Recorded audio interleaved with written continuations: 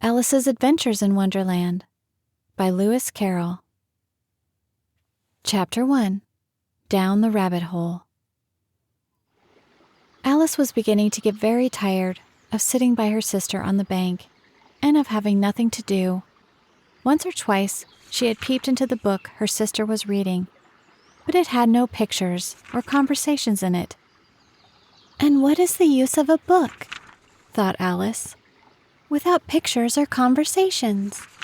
So she was considering in her own mind, as well as she could, for the hot day made her feel very sleepy and stupid, whether the pleasure of making a daisy chain would be worth the trouble of getting up and picking the daisies, when suddenly a white rabbit with pink eyes ran close by her. There was nothing so very remarkable in that, nor did Alice think it so very much out of the way to hear the rabbit say to itself, oh dear, I shall be late." When she thought it over afterwards, it occurred to her that she ought to have wondered at this, but at the time it all seemed quite natural. But when the rabbit actually took a watch out of its waistcoat pocket and looked at it and then hurried on, Alice started to her feet, for it flashed across her mind that she had never before seen a rabbit with either a waistcoat pocket or a watch to take out of it, and burning with curiosity, she ran across the field after it, and fortunately was just in time to see it pop down a large rabbit hole under the hedge. In another moment, down went Alice after it, never once considering how in the world she was to get out again. The rabbit hole went straight on like a tunnel for some way, and then dipped suddenly down, so suddenly that Alice had not a moment to think about stopping herself before she found herself falling down a very deep well. Either the well was very deep, or she fell very slowly, for she had plenty of time as she went down to look about her and to wonder what was going to happen next. First, she tried to look down and make out what she was coming to, but it was too dark to see anything. Then she looked at the sides of the well and noticed that they were filled with cupboards and bookshelves. Here and there she saw maps and pictures hung upon pegs. She took down a jar from one of the shelves as she passed. It was labeled orange marmalade, but to her great disappointment, it was empty.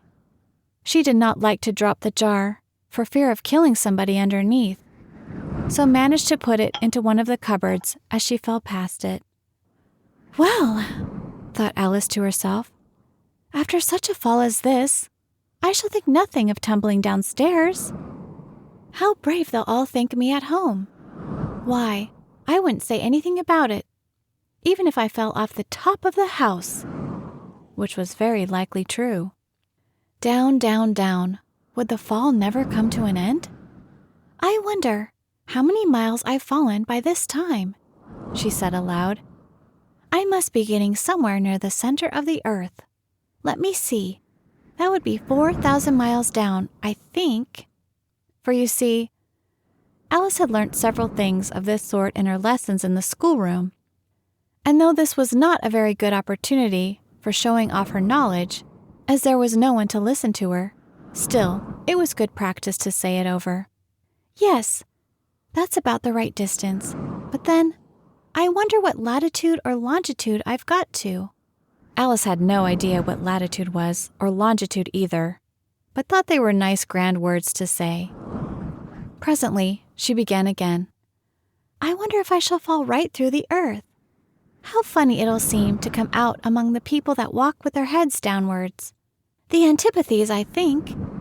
She was rather glad there was no one listening this time, as it didn't sound at all the right word. "But I shall have to ask them what the name of the country is, you know. Please, ma'am, is this New Zealand or Australia?"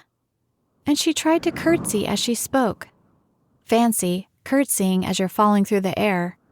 Do you think you could manage it?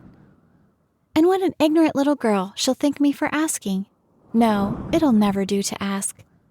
Perhaps I shall see it written up somewhere." Down, down, down. There was nothing else to do, so Alice soon began talking again. "Dinah'll miss me very much tonight, I should think." Dinah was the cat. "I hope they'll remember her saucer of milk at tea time.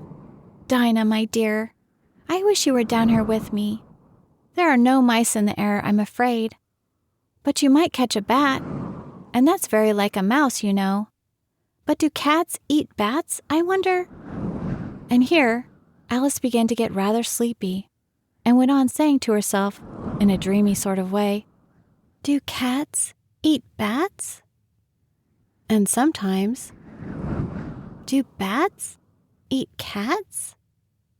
For you see, as she couldn't answer either question, it didn't much matter which way she put it.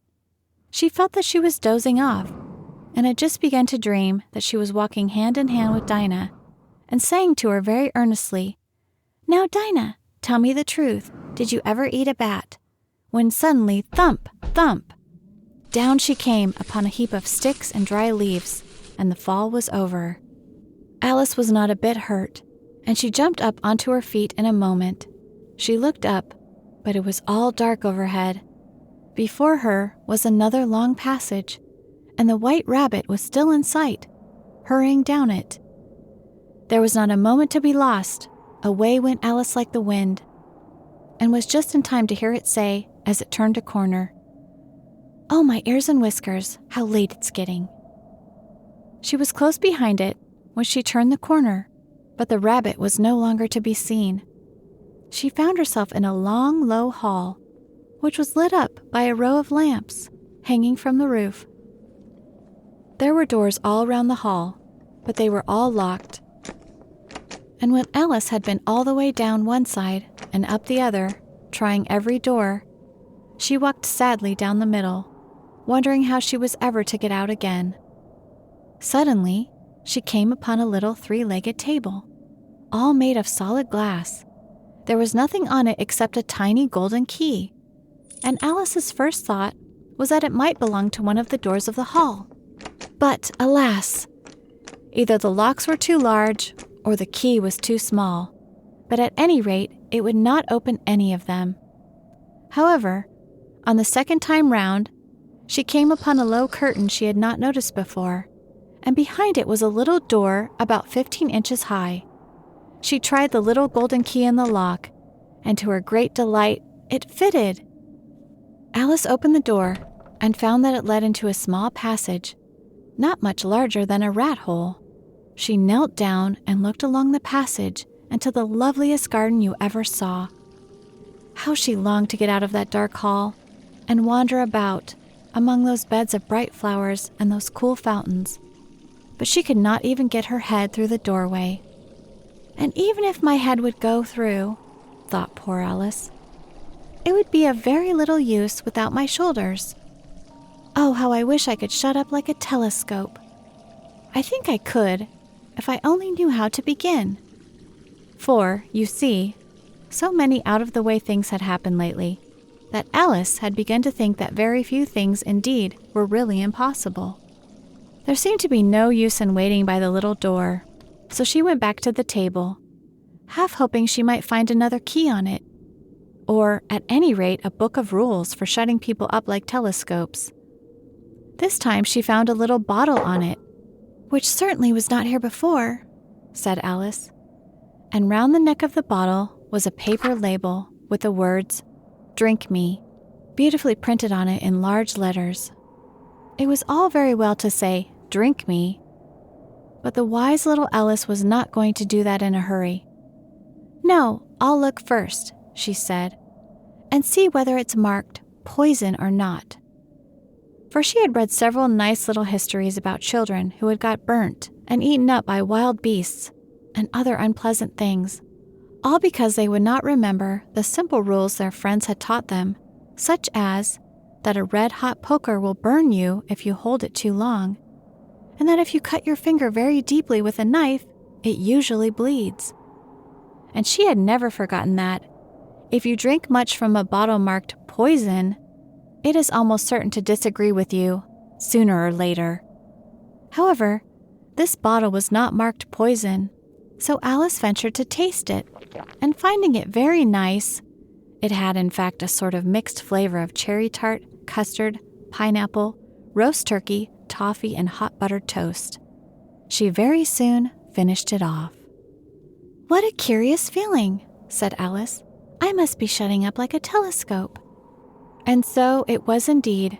She was now only 10 inches high, and her face brightened up at the thought that she was now the right size for going through the little door into that lovely garden.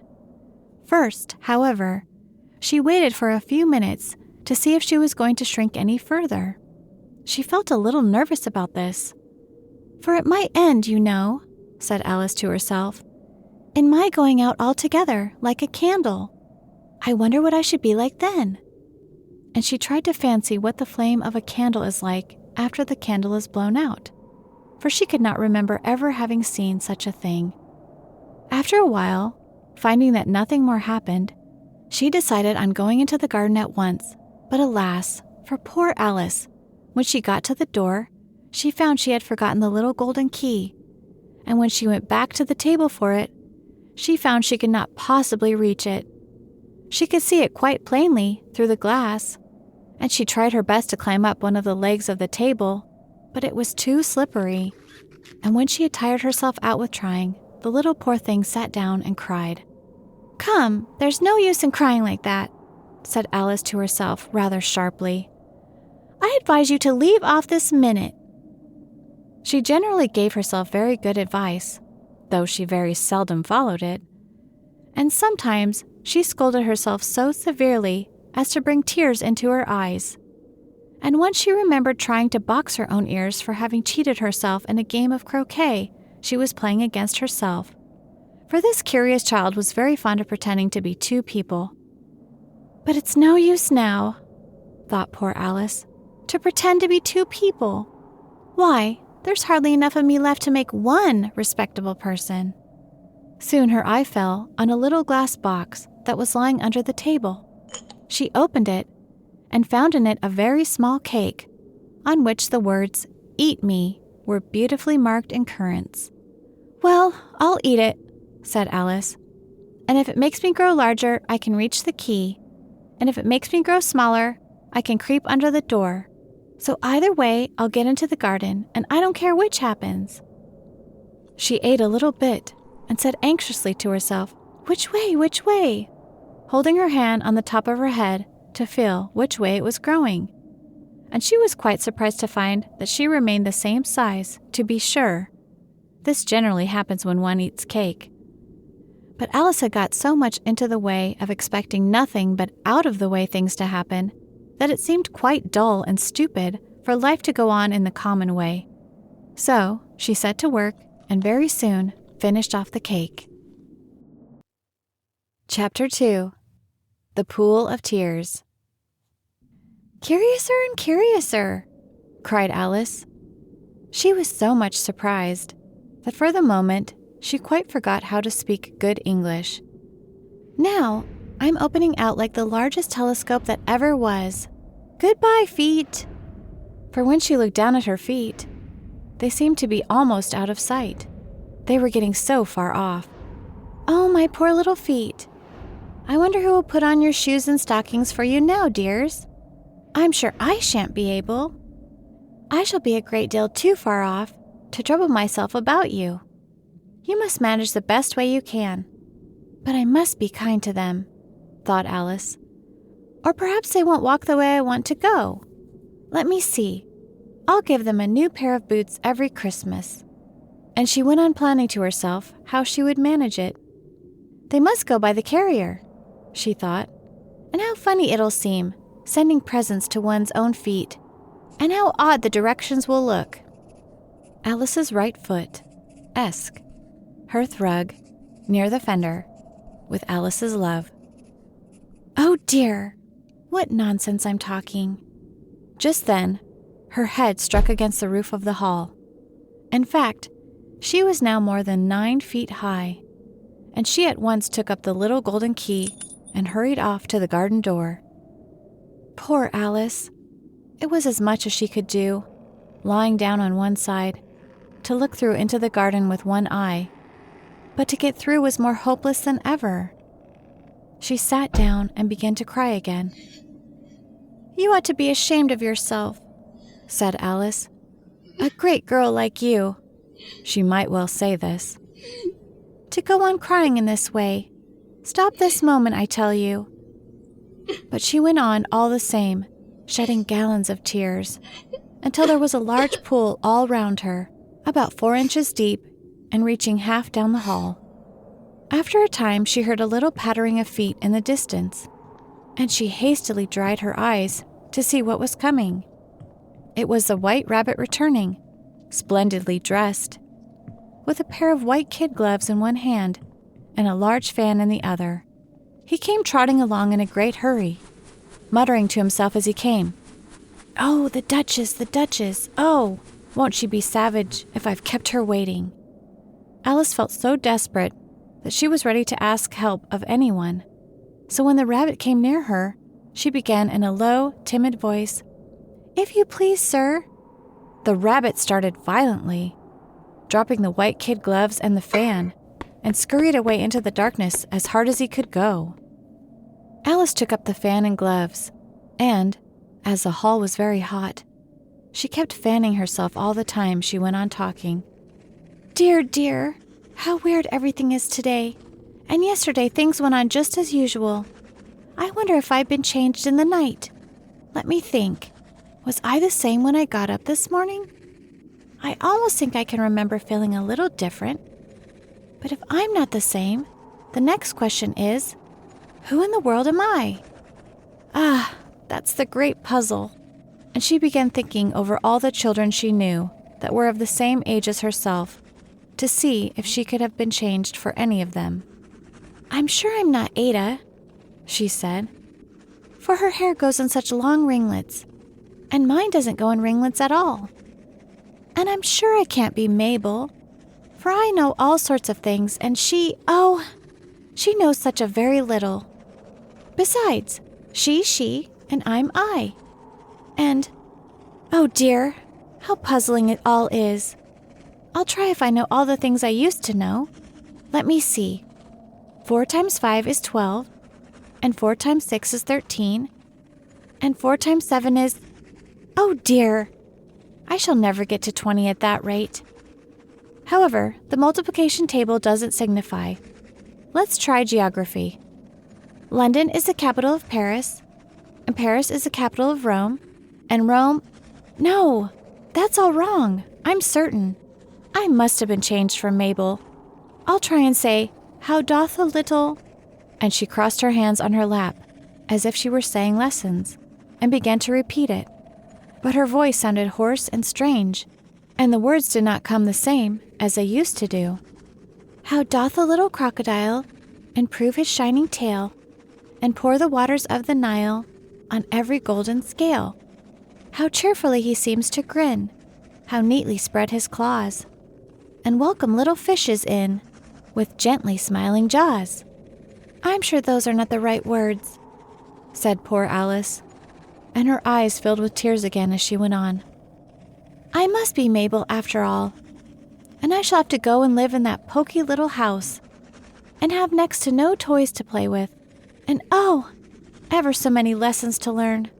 No, I've made up my mind about it. If I'm Mabel, I'll stay down here. It'll be no use their putting their heads down and saying, 'Come up again, dear.' I shall only look up and say, 'Who am I then? Tell me that first, and then, if I like being that person, I'll come up. If not, I'll stay down here till I'm somebody else.' But, oh dear," cried Alice, with a sudden burst of tears, "I do wish they would put their heads down. I am so very tired of being all alone here." As she said this, she looked down at her hands, and was surprised to see that she had put on one of the rabbit's little white kid gloves while she was talking. "How could I have done that?" she thought. "I must be growing small again." She got up and went to the table to measure herself by it, and found that, as nearly as she could guess, she was now about 2 feet high, and was going on shrinking rapidly.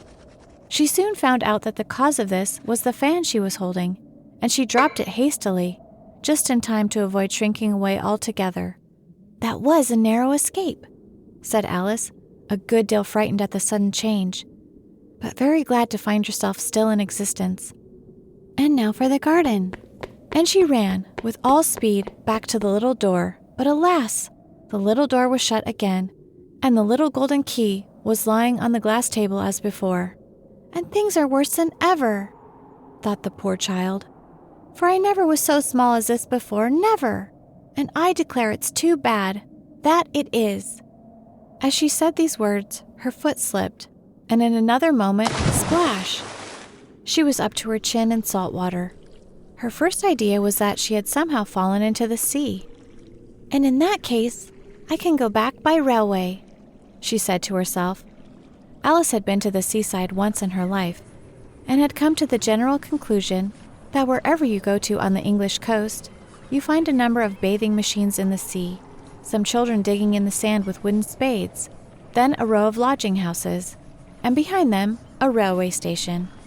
However, she soon made out that she was in the pool of tears, which she had wept when she was 9 feet high. I wish I hadn't cried so much, said Alice, as she swam about, trying to find her way out. I shall be punished for it now, I suppose, by being drowned in my own tears. That will be a weird thing, to be sure. However, everything is weird today. Just then, she heard something splashing about in the pool a little way off, and she swam nearer to make out what it was. At first, she thought it must be a walrus or hippopotamus, but then she remembered how small she was now, and she soon made out that it was only a mouse that had slipped in like herself. Would it be of any use now, thought Alice, to speak to this mouse? Everything is so out of the way down here, and I should think very likely it can talk. At any rate, there's no harm in trying. So she began. Oh, mouse, do you know the way out of this pool? I am very tired of swimming about here. Oh, mouse. Alice thought this must be the right way of speaking to a mouse. She had never done such a thing before, but she remembered having seen in her brother's Latin grammar, a mouse of a mouse to a mouse, oh mouse. The mouse looked at her rather inquisitively, and seemed to her to wink with one of his little eyes, but it said nothing. Perhaps it doesn't understand English, thought Alice. I dare say it's a French mouse, come over with William the Conqueror.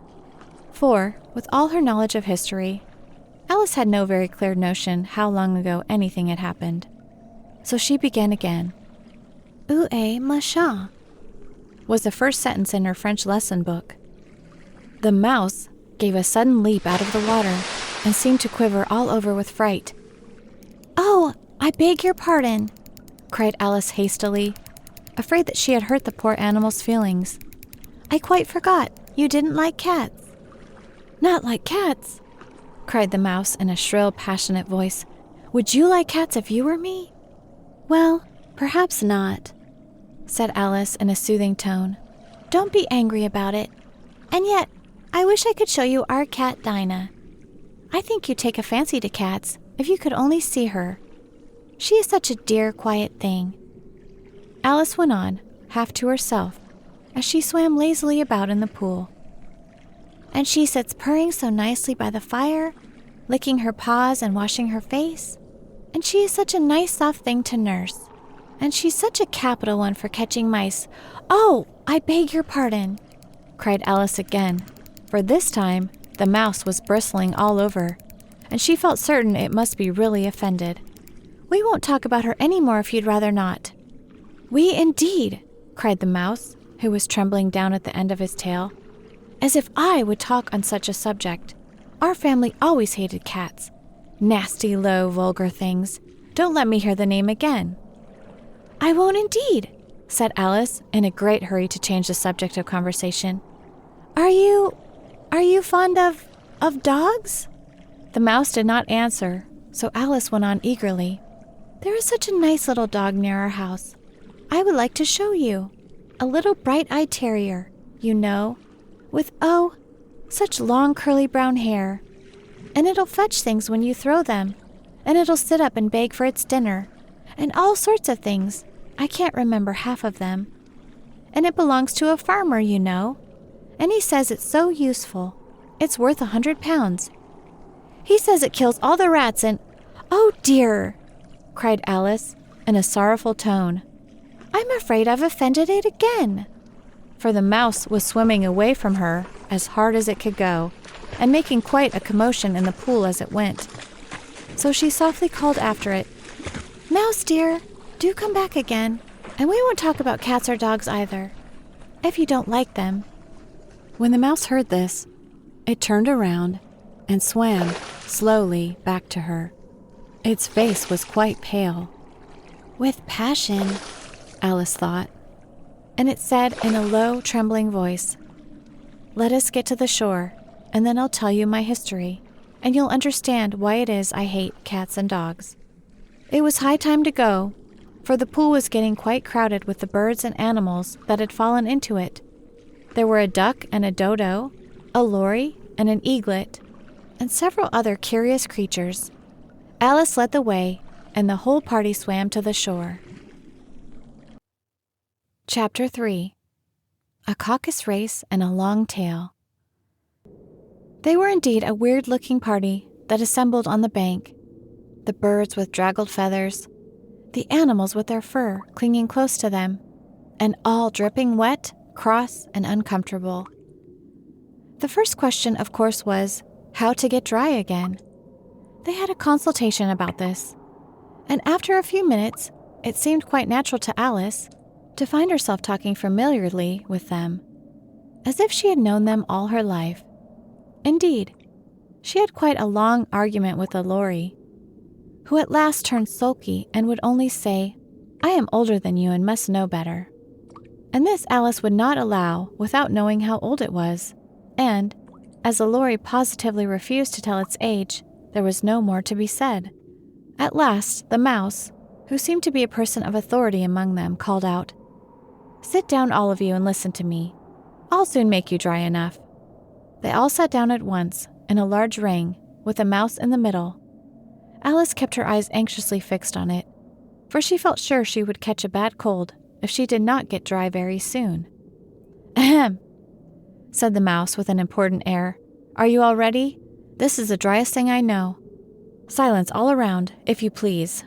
William the Conqueror, whose cause was favored by the Pope, was soon submitted to by the English, who wanted leaders, and had been of late much accustomed to usurpation and conquest. Edwin and Morcar, the Earls of Mercia and Northumbria. "Ugh," said the lory with a shiver. "I beg your pardon," said the mouse, frowning but very politely. "Did you speak?" "Not I," said the lory, hastily. "I thought you did," said the mouse. "I proceed. Edwin and Morcar, the Earls of Mercia and Northumbria, declared for him, and even Stigand, the patriotic Archbishop of Canterbury, found it advisable."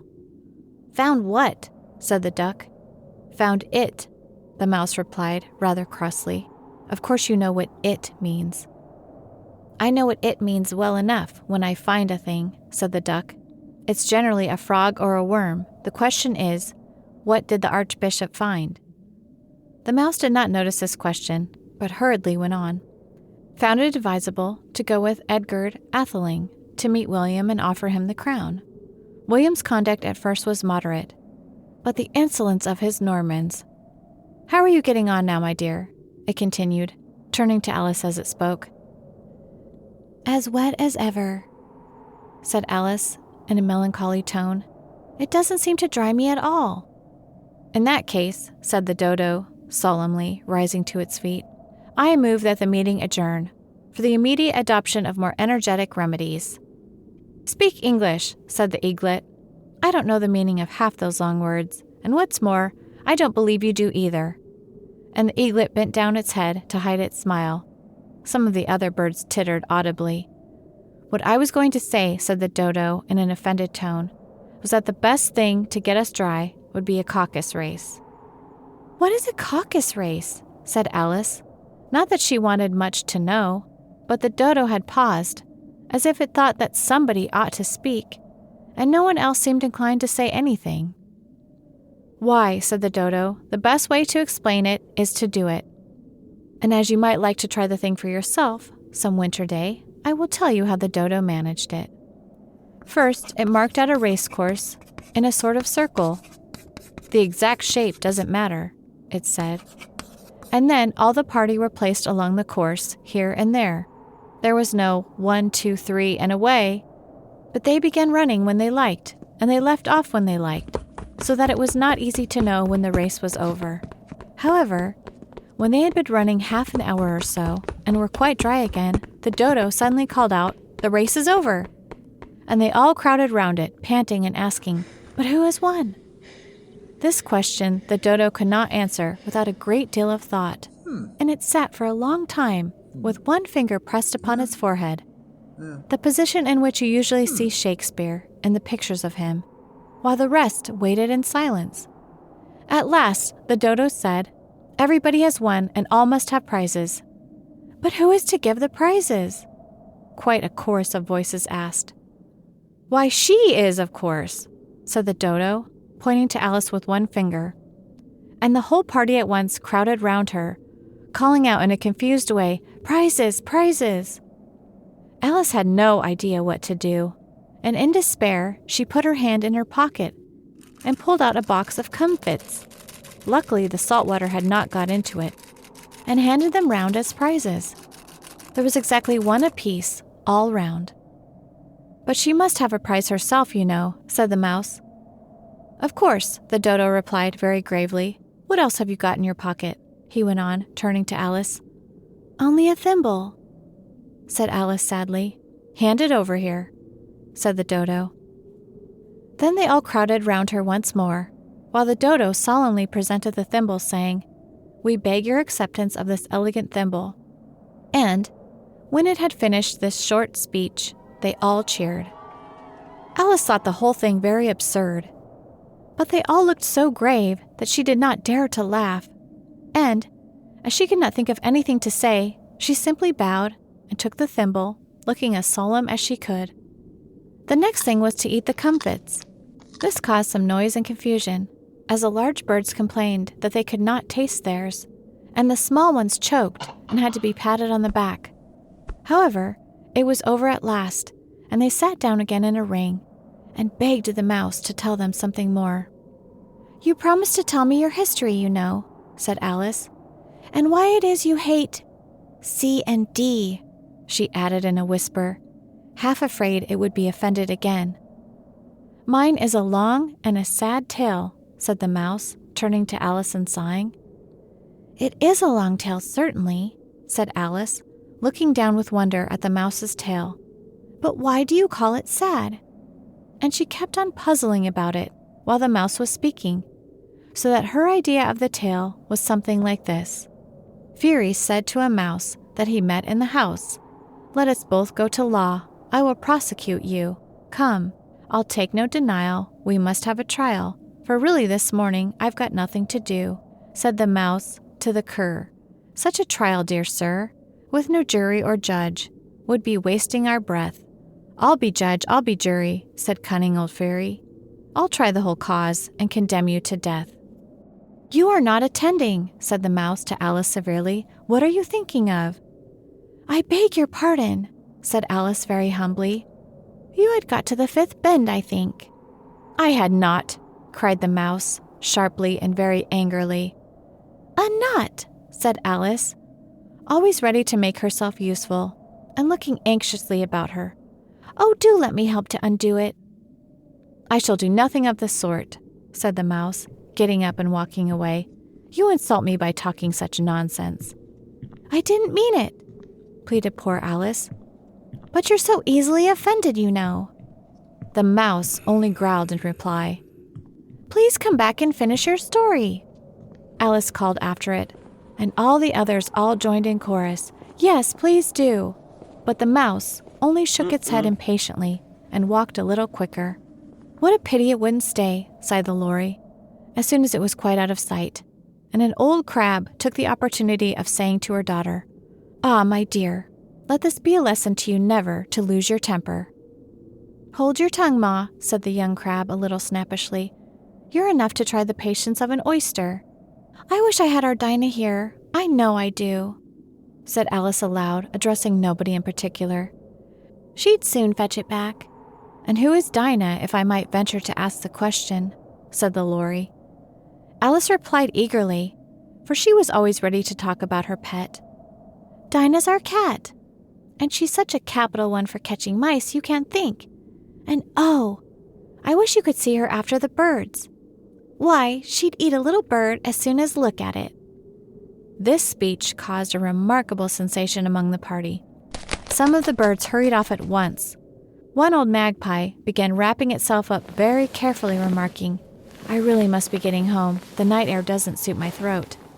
And a canary called out in a trembling voice to its children, "Come away, dears. It's high time you were all in bed."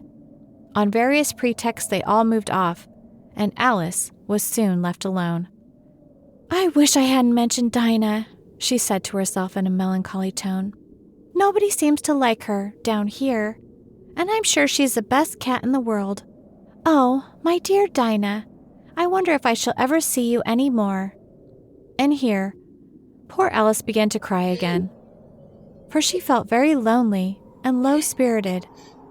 In a little while, however, she again heard a little pattering of footsteps in the distance, and she looked up eagerly, half hoping that the mouse had changed his mind and was coming back to finish his story. Chapter 4. The Rabbit Sends in a Little Bill. It was the White Rabbit, trotting slowly back again and looking anxiously about as it went, as if it had lost something, and she heard it muttering to itself, "The Duchess, the Duchess! Oh, my dear paws, oh, my fur and whiskers! She'll get me executed, as sure as ferrets are ferrets. Where can I have dropped them, I wonder?" Alice guessed in a moment that it was looking for the fan and the pair of white kid gloves, and she very good-naturedly began hunting about for them, but they were nowhere to be seen. Everything seemed to have changed since her swim in the pool, and the great hall, with a glass table and the little door, had vanished completely. Very soon, the rabbit noticed Alice as she went hunting about, and called out to her in an angry tone, "Why, Marianne, what are you doing here? Run home this moment and fetch me a pair of gloves and a fan. Quick now." And Alice was so much frightened that she ran off at once in the direction it pointed to, without trying to explain the mistake it had made. "He took me for his housemaid," she said to herself as she ran. "How surprised he'll be when he finds out who I am. But I'd better take him his fan and gloves. That is, if I can find them." As she said this, she came upon a neat little house, on the door of which was a bright brass plate with the name W. Rabbit engraved upon it. She went in without knocking and hurried upstairs, in great fear lest she should meet the real Marianne and be turned out of the house before she had found the fan and gloves. "How queer it seems," Alice said to herself, "to be going messages for a rabbit. I suppose Dinah will be sending me on messages next." And she began fancying the sort of thing that would happen.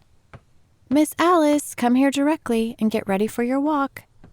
"Coming in a minute, nurse. But I've got to see that the mouse doesn't get out.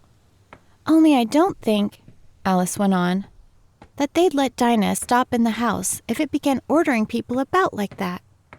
By this time, she had found her way into a tidy little room with a table in the window, and on it, as she had hoped, a fan and 2 or 3 pairs of tiny white kid gloves. She took up the fan and a pair of the gloves, and was just going to leave the room when her eye fell upon a little bottle that stood near the looking-glass. There was no label this time with the words, "Drink me," but nevertheless, she uncorked it and put it to her lips. "I know something interesting is sure to happen," she said to herself, "whenever I eat or drink anything, so I'll just see what this bottle does.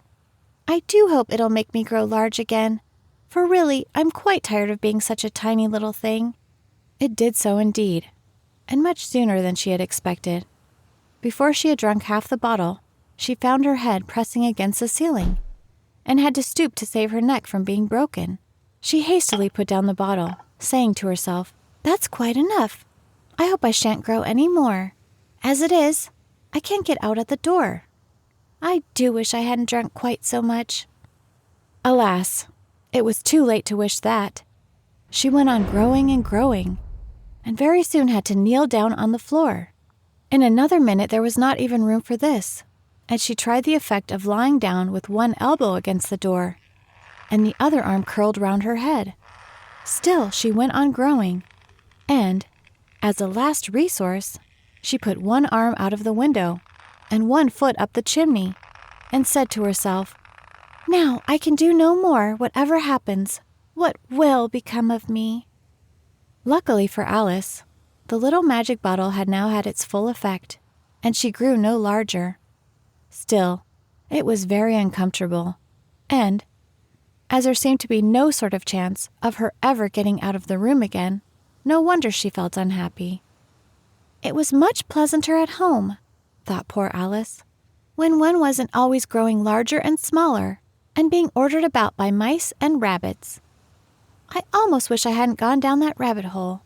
And yet, it's rather curious, you know, this sort of life. I do wonder what can have happened to me. When I used to read fairy tales, I fancied that kind of thing never happened. And now here I am in the middle of one. There ought to be a book written about me. That there ought. And when I grow up, I'll write one. But I'm grown up now, she added, in a sorrowful tone. At least there's no room to grow up any more here. But then, thought Alice, shall I never get any older than I am now? That'll be a comfort one way, never to be an old woman, but then, always to have lessons to learn. Oh, I shouldn't like that. Oh, you foolish Alice, she answered herself. How can you learn lessons in here? Why, there's hardly room for you, and no room at all for any lesson books. And so she went on, taking first one side and then the other, and making quite a conversation of it altogether. But after a few minutes, she heard a voice outside and stopped to listen. "Marianne, Marianne," said the voice, "fetch me my gloves this moment." Then came a little pattering of feet on the stairs. Alice knew it was a rabbit, coming to look for her, and she trembled till she shook the house, quite forgetting that she was now about 1,000 times as large as a rabbit, and had no reason to be afraid of it. Presently the rabbit came up to the door, and tried to open it, but as the door opened inwards, and Alice's elbow was pressed hard against it, that attempt proved a failure. Alice heard it say to itself, "Then I'll go around and get in at the window." "That you won't," thought Alice, and, after waiting till she fancied she heard the rabbit just under the window, she suddenly spread out her hand and made a snatch in the air.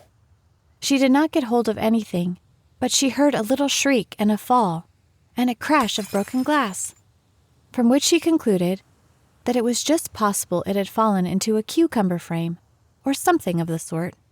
Next came an angry voice, the rabbit's. "Pat, Pat, where are you?" And then a voice she had never heard before. "Sure then, I'm here, digging your apples, your honor." "Digging for apples indeed," said the rabbit, angrily. "Here, come and help me out of this." Sounds of more broken glass. "Now tell me, Pat, what's in the window?" "Sure, it's an arm, your honor." He pronounced it a room. "An arm, you goose! Whoever saw one that size? Why, it fills the whole window." "Sure it does, your honor, but it's an arm for all that." "Well, it's got no business there at any rate. Go and take it away." There was a long silence after this, and Alice could only hear whispers now and then, such as, "Sure, I don't like it, your honor, at all, at all." "Do as I tell you, you coward." And at last, she spread out her hand again and made another snatch in the air. This time there were 2 little shrieks, and more sounds of broken glass. "What a number of cucumber frames there must be," thought Alice. "I wonder what they'll do next. As for pulling me out of the window, I only wish they could. I'm sure I don't want to stay in here any longer." She waited for some time without hearing anything more. At last came a rumbling of little cartwheels, and the sound of a good many voices all talking together. She made out the words, "Where's the other ladder? Why, I didn't have to bring but one. Bill's got the other. Bill, fetch it here, lad. Here, put 'em up at this corner. No, tie 'em together first. They don't reach half high enough yet. Oh!" They'll do well enough. Don't be particular. Here, Bill, catch hold of this rope. Will the roof bear? Mind that loose slate. Oh, it's coming down. Heads below! A loud crash. Now who did that? It was Bill, I fancy. Who's to go down the chimney? Nay, I shan't. You do it. That I won't, then. Bill's to go down. Here, Bill. The master says you're to go down the chimney. Oh, so Bill's got to come down the chimney, has he? Said Alice to herself. They seem to put everything upon Bill. I wouldn't be in Bill's place for a good deal. This fireplace is narrow, to be sure, but I think I can kick a little. She drew her foot as far down the chimney as she could, and waited till she heard a little animal. She couldn't guess of what sort it was, scratching and scrambling about in the chimney close above her. Then saying to herself, "This is Bill," she gave one sharp kick and waited to see what would happen next. The first thing she heard was a general chorus of, "There goes Bill!" Then the rabbit's voice along, "Catch him, you by the hedge!" Then silence, and then another confusion of voices. "Hold up his head. Brandy now, don't choke him. How was it, old fellow? What happened to you? Tell us all about it." "Well, I hardly know. No more, thank ye. I'm better now, but I'm a deal too flustered to tell you. All I know is, something comes at me like a jack-in-the-box, and up I goes like a skyrocket." "So you did, old fellow," said the others. "We must burn the house down," said the rabbit's voice. And Alice called out as loud as she could, "If you do, I'll send Dinah at you." There was a dead silence instantly, and Alice thought to herself, "I wonder what they will do next. If they had any sense, they'd take the roof off." After a minute or two, they began moving about again, and Alice heard the rabbit say, "A barrowful will do, to begin with." "A barrowful of what?" thought Alice. But she had not long to doubt, for the next moment a shower of little pebbles came rattling in at the window, and some of them hit her in the face. "I'll put a stop to this," she said to herself, and shouted out, "You'd better not do that again," which produced another dead silence. Alice noticed, with some surprise, that the pebbles were all turning into little cakes as they lay down on the floor, and a bright idea came into her head. "If I eat one of these cakes," she thought, "it's sure to make some change in my size. And as it can't possibly make me larger, it must make me smaller, I suppose." So she swallowed one of the cakes, and was delighted to find that she began shrinking directly. As soon as she was small enough to get through the door, she ran out of the house and found quite a crowd of little animals and birds waiting outside. The poor little lizard, Bill, was in the middle, being held up by 2 guinea pigs, who were giving it something out of a bottle.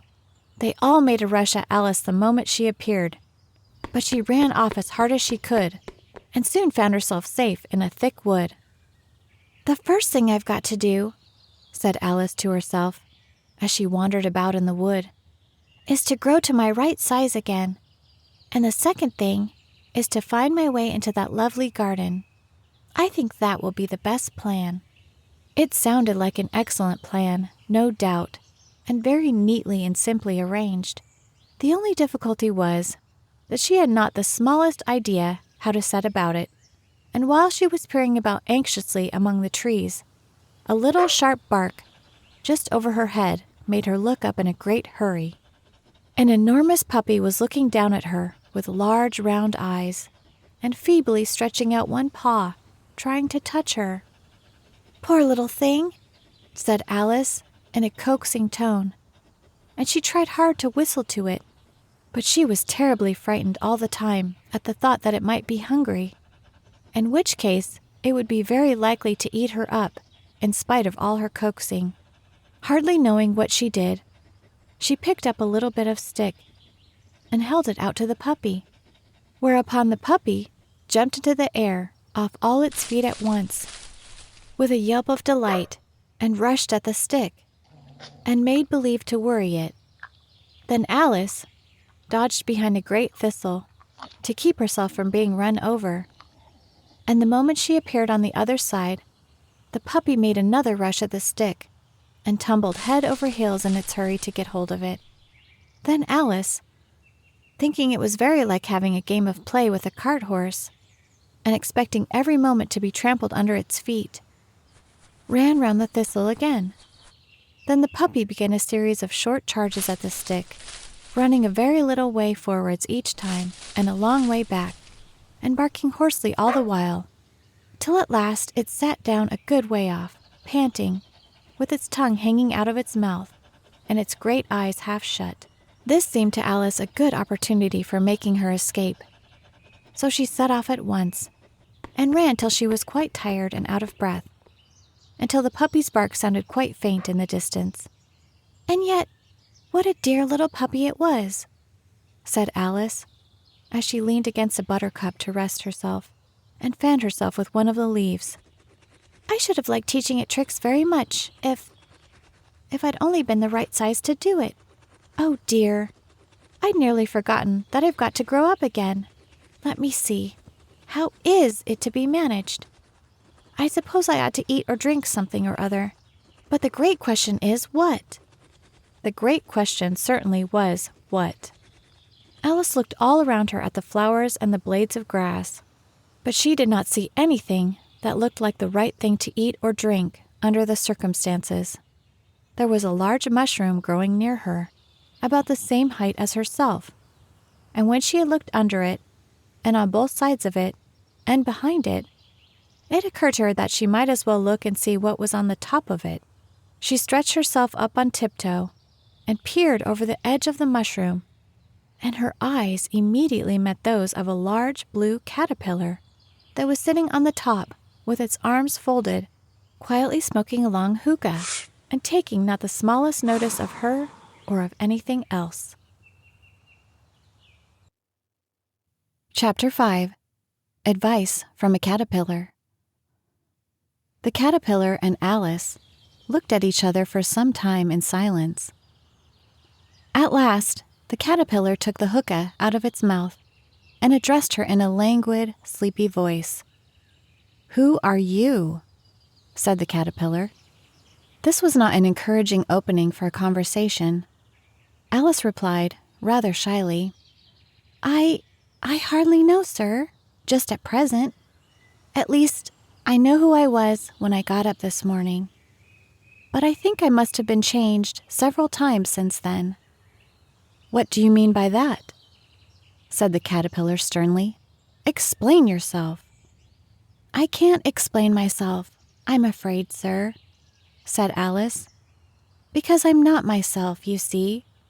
I don't see, said the caterpillar.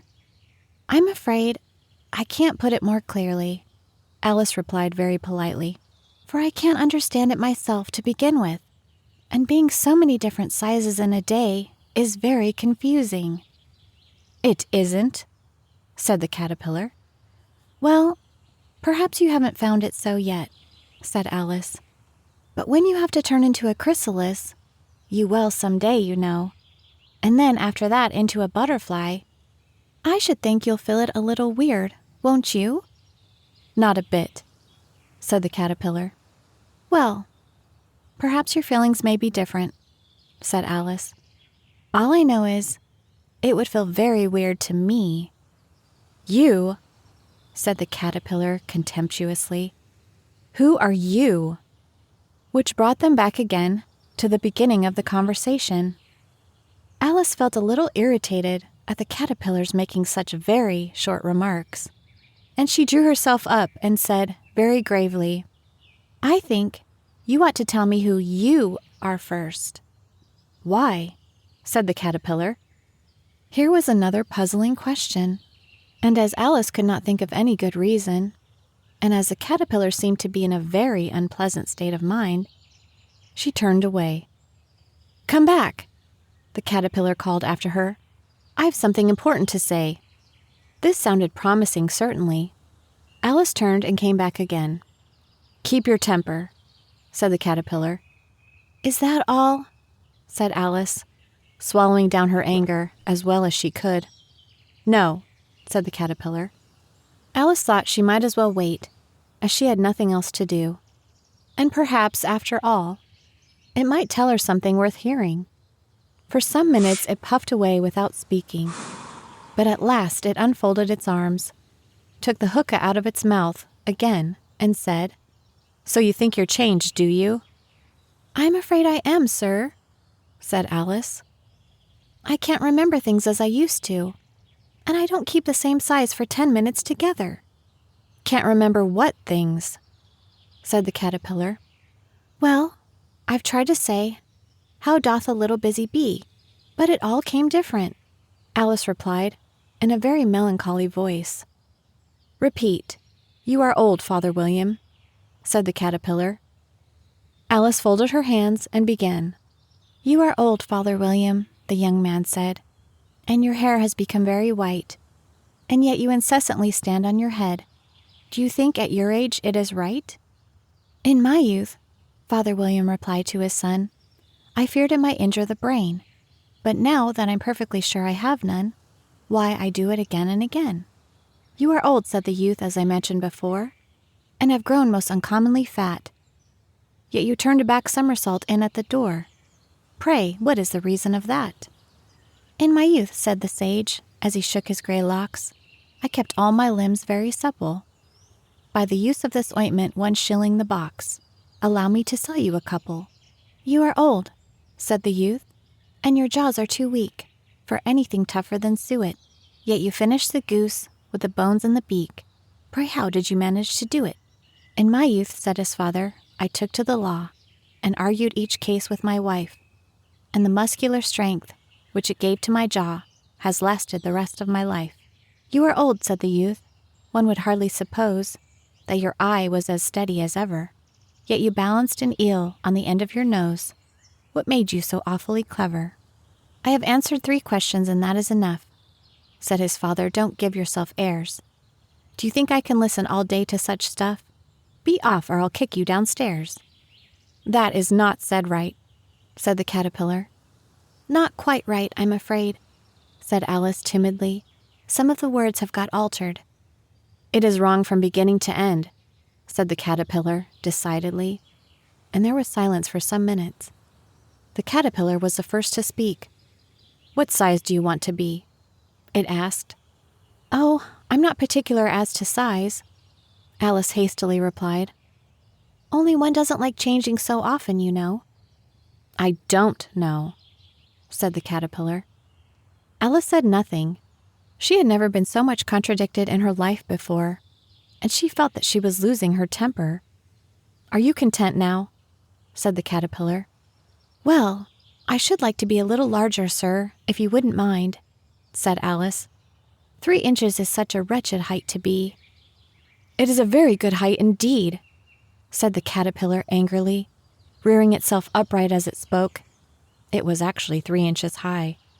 "But I'm not used to it," pleaded poor Alice in a piteous tone, and she thought to herself, "I wish the creatures wouldn't be so easily offended." "You'll get used to it in time," said the caterpillar, and it put the hookah into its mouth and began smoking again. This time, Alice waited patiently until it chose to speak again.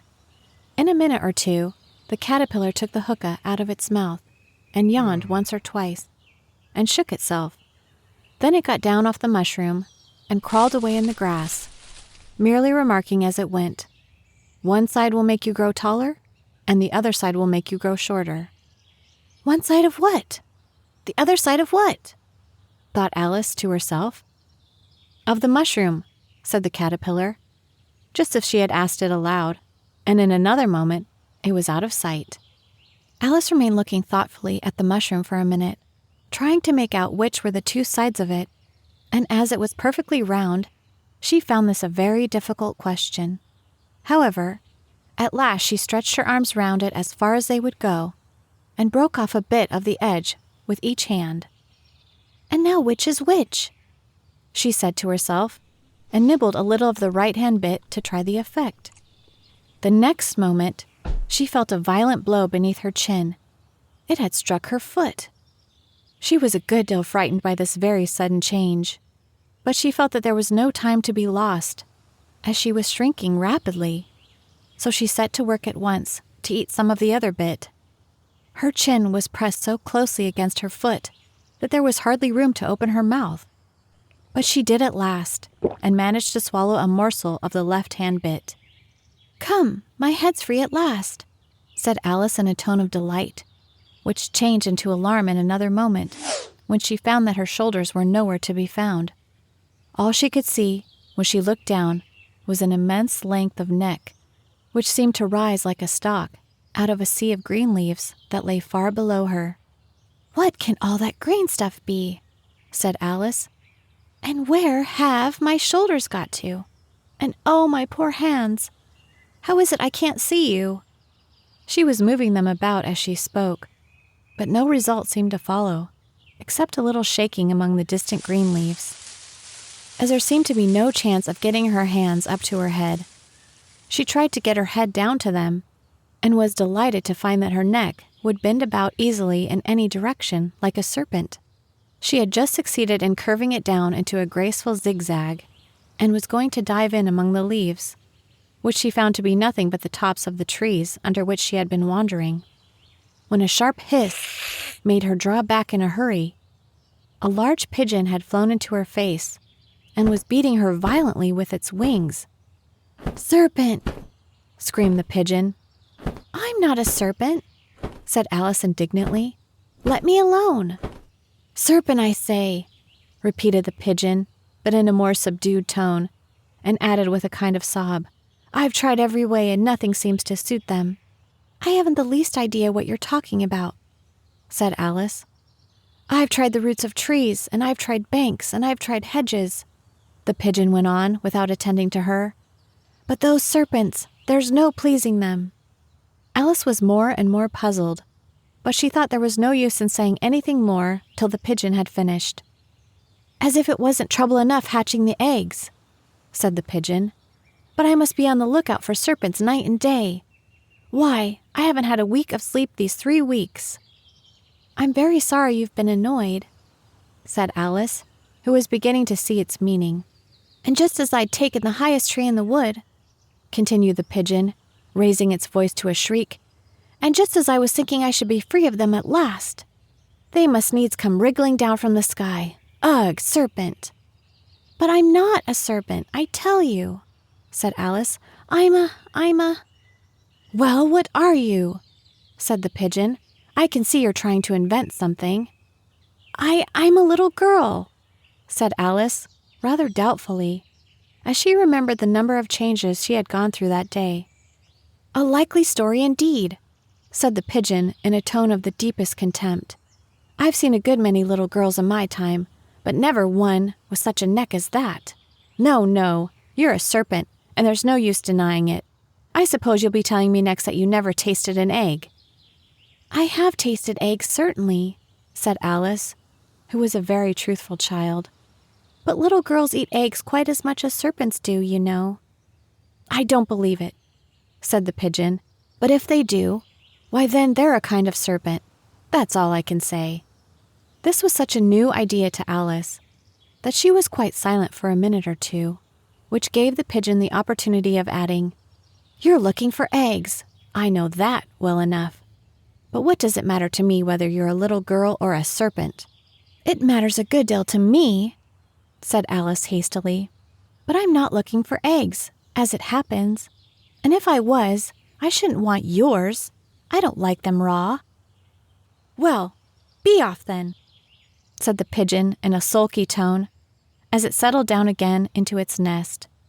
Alice crouched down among the trees as well as she could, for her neck kept getting entangled among the branches, and every now and then she had to stop and untwist it.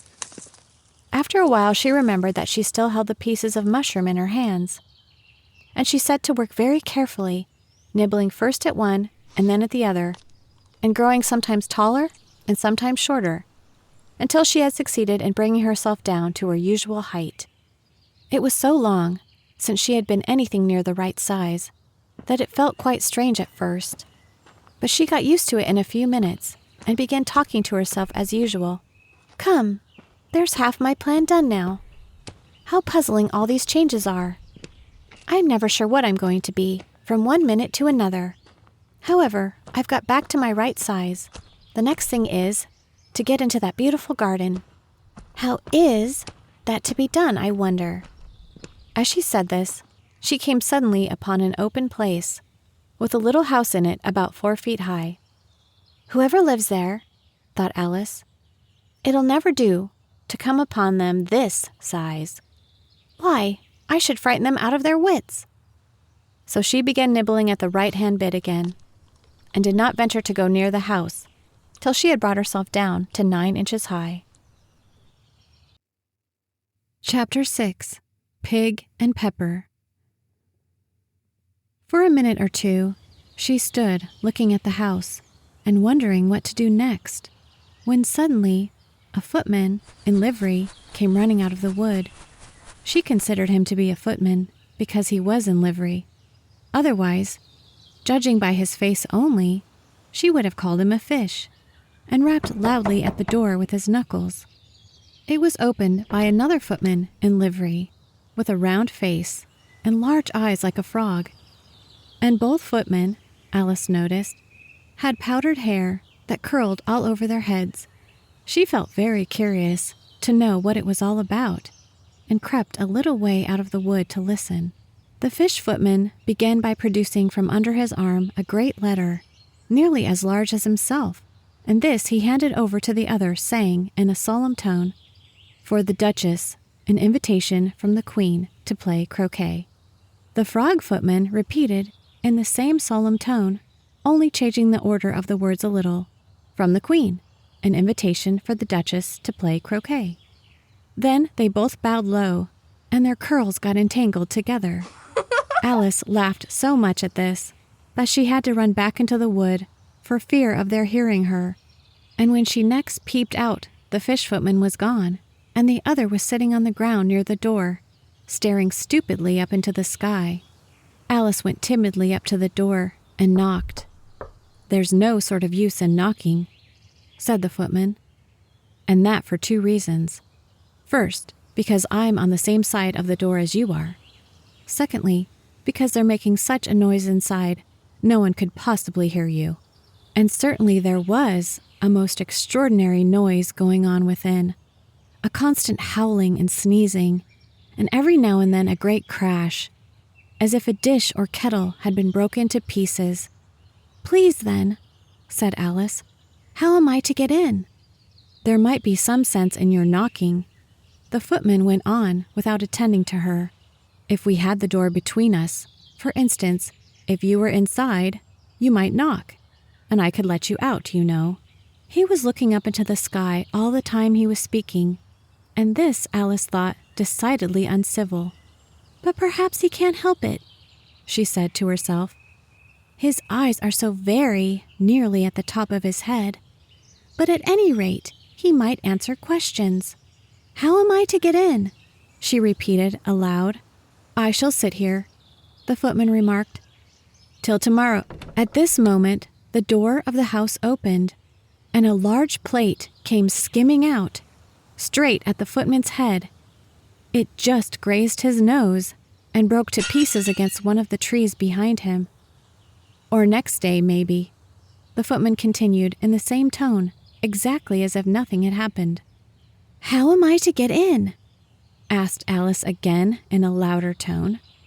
"Are you to get in at all?" said the footman. "That's the first question, you know." It was, no doubt, only Alice did not like to be told so. "It's really dreadful," she muttered to herself, "the way all the creatures argue. It's enough to drive one crazy."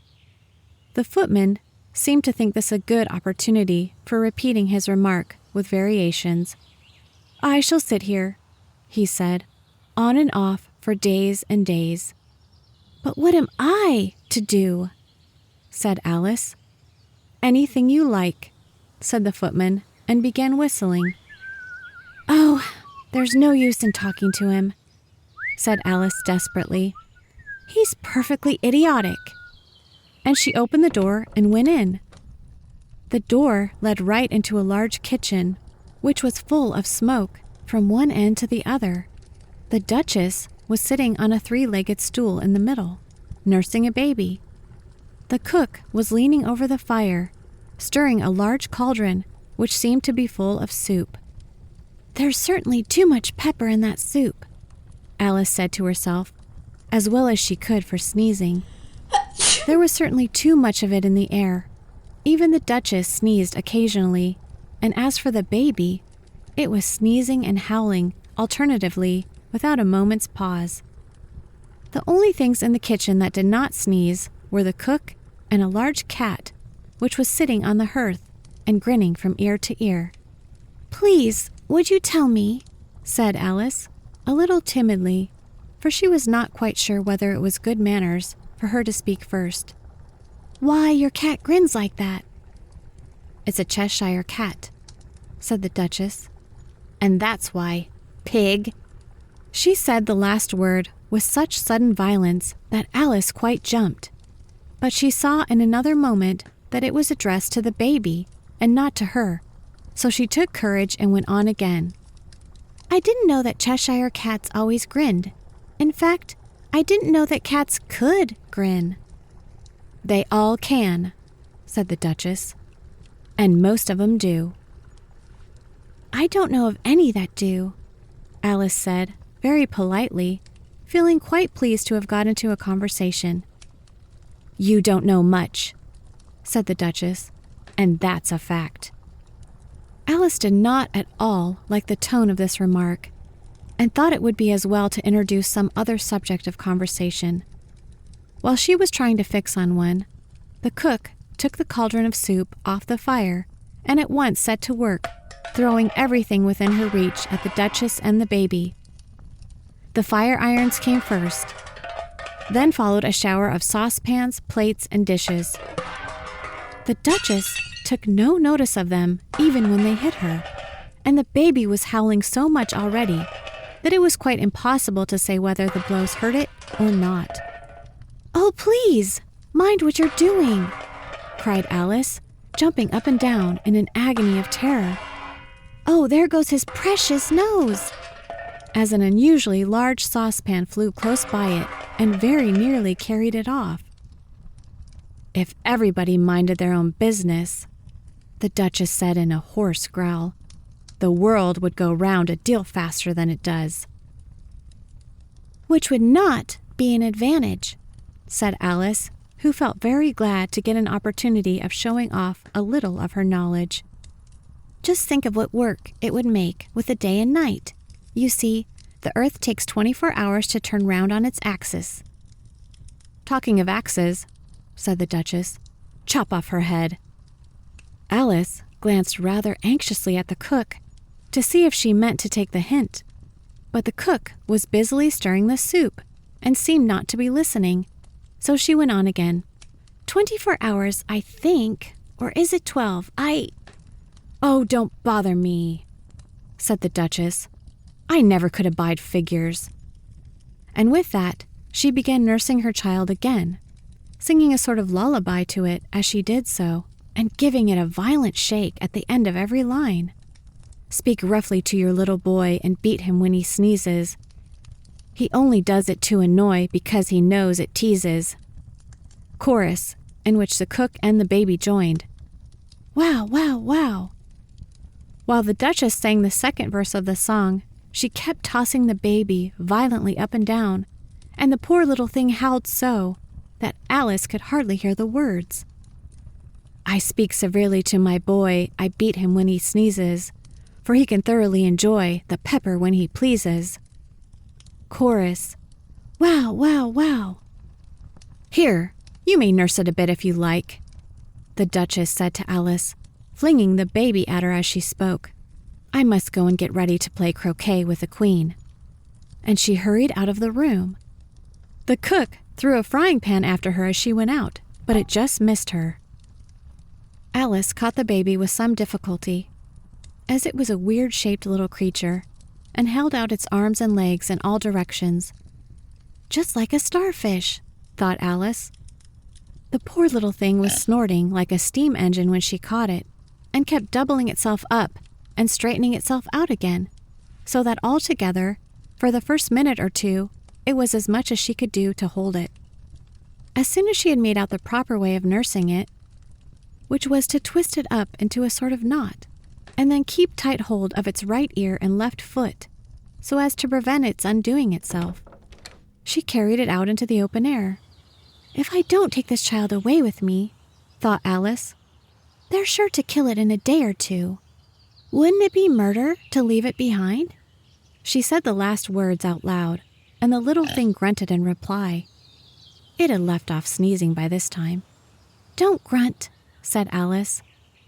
"That's not at all a proper way of expressing yourself." The baby grunted again, and Alice looked very anxiously into its face to see what was the matter with it. There could be no doubt that it had a very turnip nose, much more like a snout than a real nose. Also, its eyes were getting extremely small for a baby. Altogether, Alice did not like the look of the thing at all. But perhaps it was only sobbing, she thought, and looked into its eyes again to see if there were any tears. No, there were no tears. "If you're going to turn into a pig, my dear," said Alice seriously, "I'll have nothing more to do with you. Mind now." The poor little thing sobbed again, or grunted, it was impossible to say which, and they went on for some while in silence. Alice was just beginning to think to herself, "Now, what am I to do with this creature when I get it home?" when it grunted again so violently that she looked down into its face in some alarm. This time there could be no mistake about it. It was neither more nor less than a pig, and she felt that it would be quite absurd for her to carry it further. So, she set the little creature down and felt quite relieved to see it trot away quietly into the wood. "If it had grown up," she said to herself, "it would have made a dreadfully ugly child, but it makes a rather handsome pig, I think." And she began thinking over other children she knew, who might do very well as pigs, and was just saying to herself, "If one only knew the right way to change them," when she was a little startled by seeing the Cheshire cat sitting on a bough of a tree a few yards off. The cat only grinned when it saw Alice. It looked good-natured, she thought. Still, it had very long claws and a great many teeth, so she felt that it ought to be treated with respect. "Cheshire Puss," she began, rather timidly, as she did not at all know whether it would like the name. However, it only grinned a little wider. "Come, it's pleased so far," thought Alice, and she went on. "Would you tell me, please, which way I ought to go from here?" "That depends a good deal on where you want to get to," said the cat. "I don't much care where," said Alice. "Then it doesn't matter which way you go," said the cat. "So long as I get somewhere," Alice added as an explanation. "Oh, you're sure to do that," said the cat, "if you only walk long enough." Alice felt that this could not be denied, so she tried another question. "What sort of people live about here?" "In that direction," the cat said, waving its right paw round, "lives a hatter, and in that direction," waving the other paw, "lives a March hare. Visit either you like, they're both mad." "But I don't want to go among mad people," Alice remarked. "Oh, you can't help that," said the cat. "We're all mad here. I'm mad, you're mad." "How do you know I'm mad?" said Alice. "You must be," said the cat, "or you wouldn't have come here." Alice didn't think that proved it at all. However, she went on. "And how do you know that you're mad?" "To begin with," said the cat, "a dog's not mad. You grant that?" "I suppose so," said Alice. "Well then," the cat went on, "you see, a dog growls when it's angry and wags its tail when it's pleased. Now I growl when I'm pleased and wag my tail when I'm angry. Therefore, I'm mad." "I call it purring, not growling," said Alice. "Call it what you like," said the cat. "Do you play croquet with the Queen today?" "I should like it very much," said Alice. but I haven't been invited yet." "You'll see me there," said the cat, and vanished. Alice was not much surprised at this. She was getting so used to weird things happening. While she was looking at the place where it had been, it suddenly appeared again. "By the by, what became of the baby?" said the cat. "I'd nearly forgotten to ask." "It turned into a pig," Alice quietly said, just as if it had come back in a natural way. "I thought it would," said the cat, and vanished again. Alice waited a little, half expecting to see it again, but it did not appear, and after a minute or two, she walked on in the direction in which the March Hare was said to live. "I've seen hatters before," she said to herself. "The March Hare will be much the most interesting, and perhaps as this is May, it won't be raving mad, at least not so mad as it was in March." As she said this, she looked up, and there was a cat again, sitting on a branch of a tree. "Did you say pig or fig?" said the cat. "I said pig," replied Alice, "and I wish you wouldn't keep appearing and vanishing so suddenly. You make one quite giddy."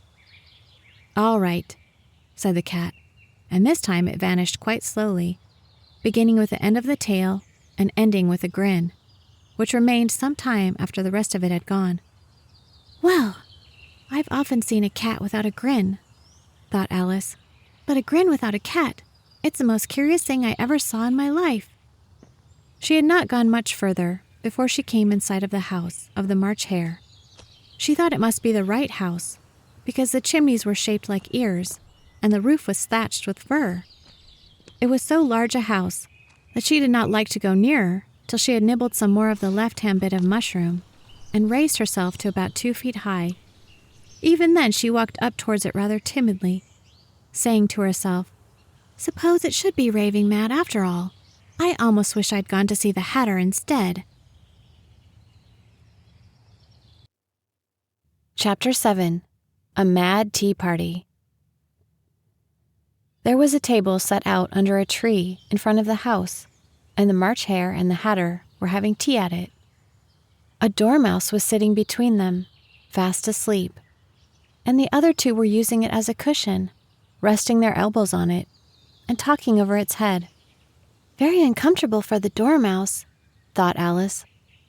"Only, as it's asleep, I suppose it doesn't mind."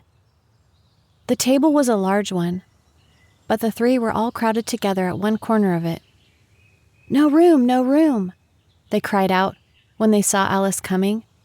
"There's plenty of room," said Alice indignantly, and she sat down in a large armchair at one end of the table.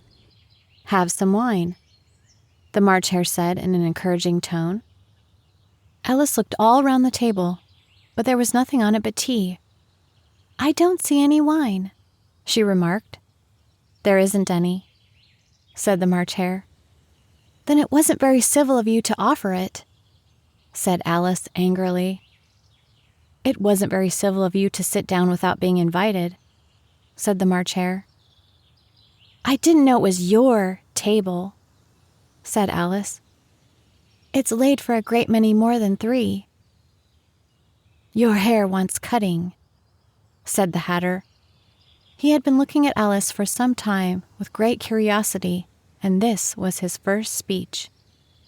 "You should learn not to make personal remarks," Alice said with some severity. "It's very rude." The Hatter opened his eyes very wide on hearing this, but all he said was, "Why is a raven like a writing desk?" "Come, we shall have some fun now," thought Alice. "I'm glad they've begun asking riddles. I believe I can guess that," she added aloud. "Do you mean that you think you can find out the answer to it?" said the March Hare. "Exactly so," said Alice. "Then you should say what you mean," the March Hare went on. "I do," Alice hastily replied. At least I mean what I say. That's the same thing, you know." "Not the same thing a bit," said the Hatter. "You might just as well say that 'I see what I eat' is the same thing as 'I eat what I see.'" "You might just as well say," added the March Hare, That I like what I get is the same thing as I get what I like. You might just as well say, added the dormouse, who seemed to be talking in his sleep, that I breathe when I sleep is the same thing as I sleep when I breathe. It is the same thing with you, said the Hatter, and here the conversation dropped, and the party sat silent for a minute, while Alice thought over all she could remember about ravens and writing desks, which wasn't much. The Hatter was the first to break the silence. "What day of the month is it?" he said, turning to Alice. He had taken his watch out of his pocket and was looking at it uneasily, shaking it every now and then, and holding it to his ear. Alice considered a little and then said, "The 4th. 2 days wrong," sighed the Hatter. "I told you butter wouldn't suit the works," he added, looking angrily at the March Hare. "It was the best butter," the March Hare meekly replied. "Yes, but some crumbs must have gotten in as well," the Hatter grumbled. "You shouldn't have put it in with the bread knife."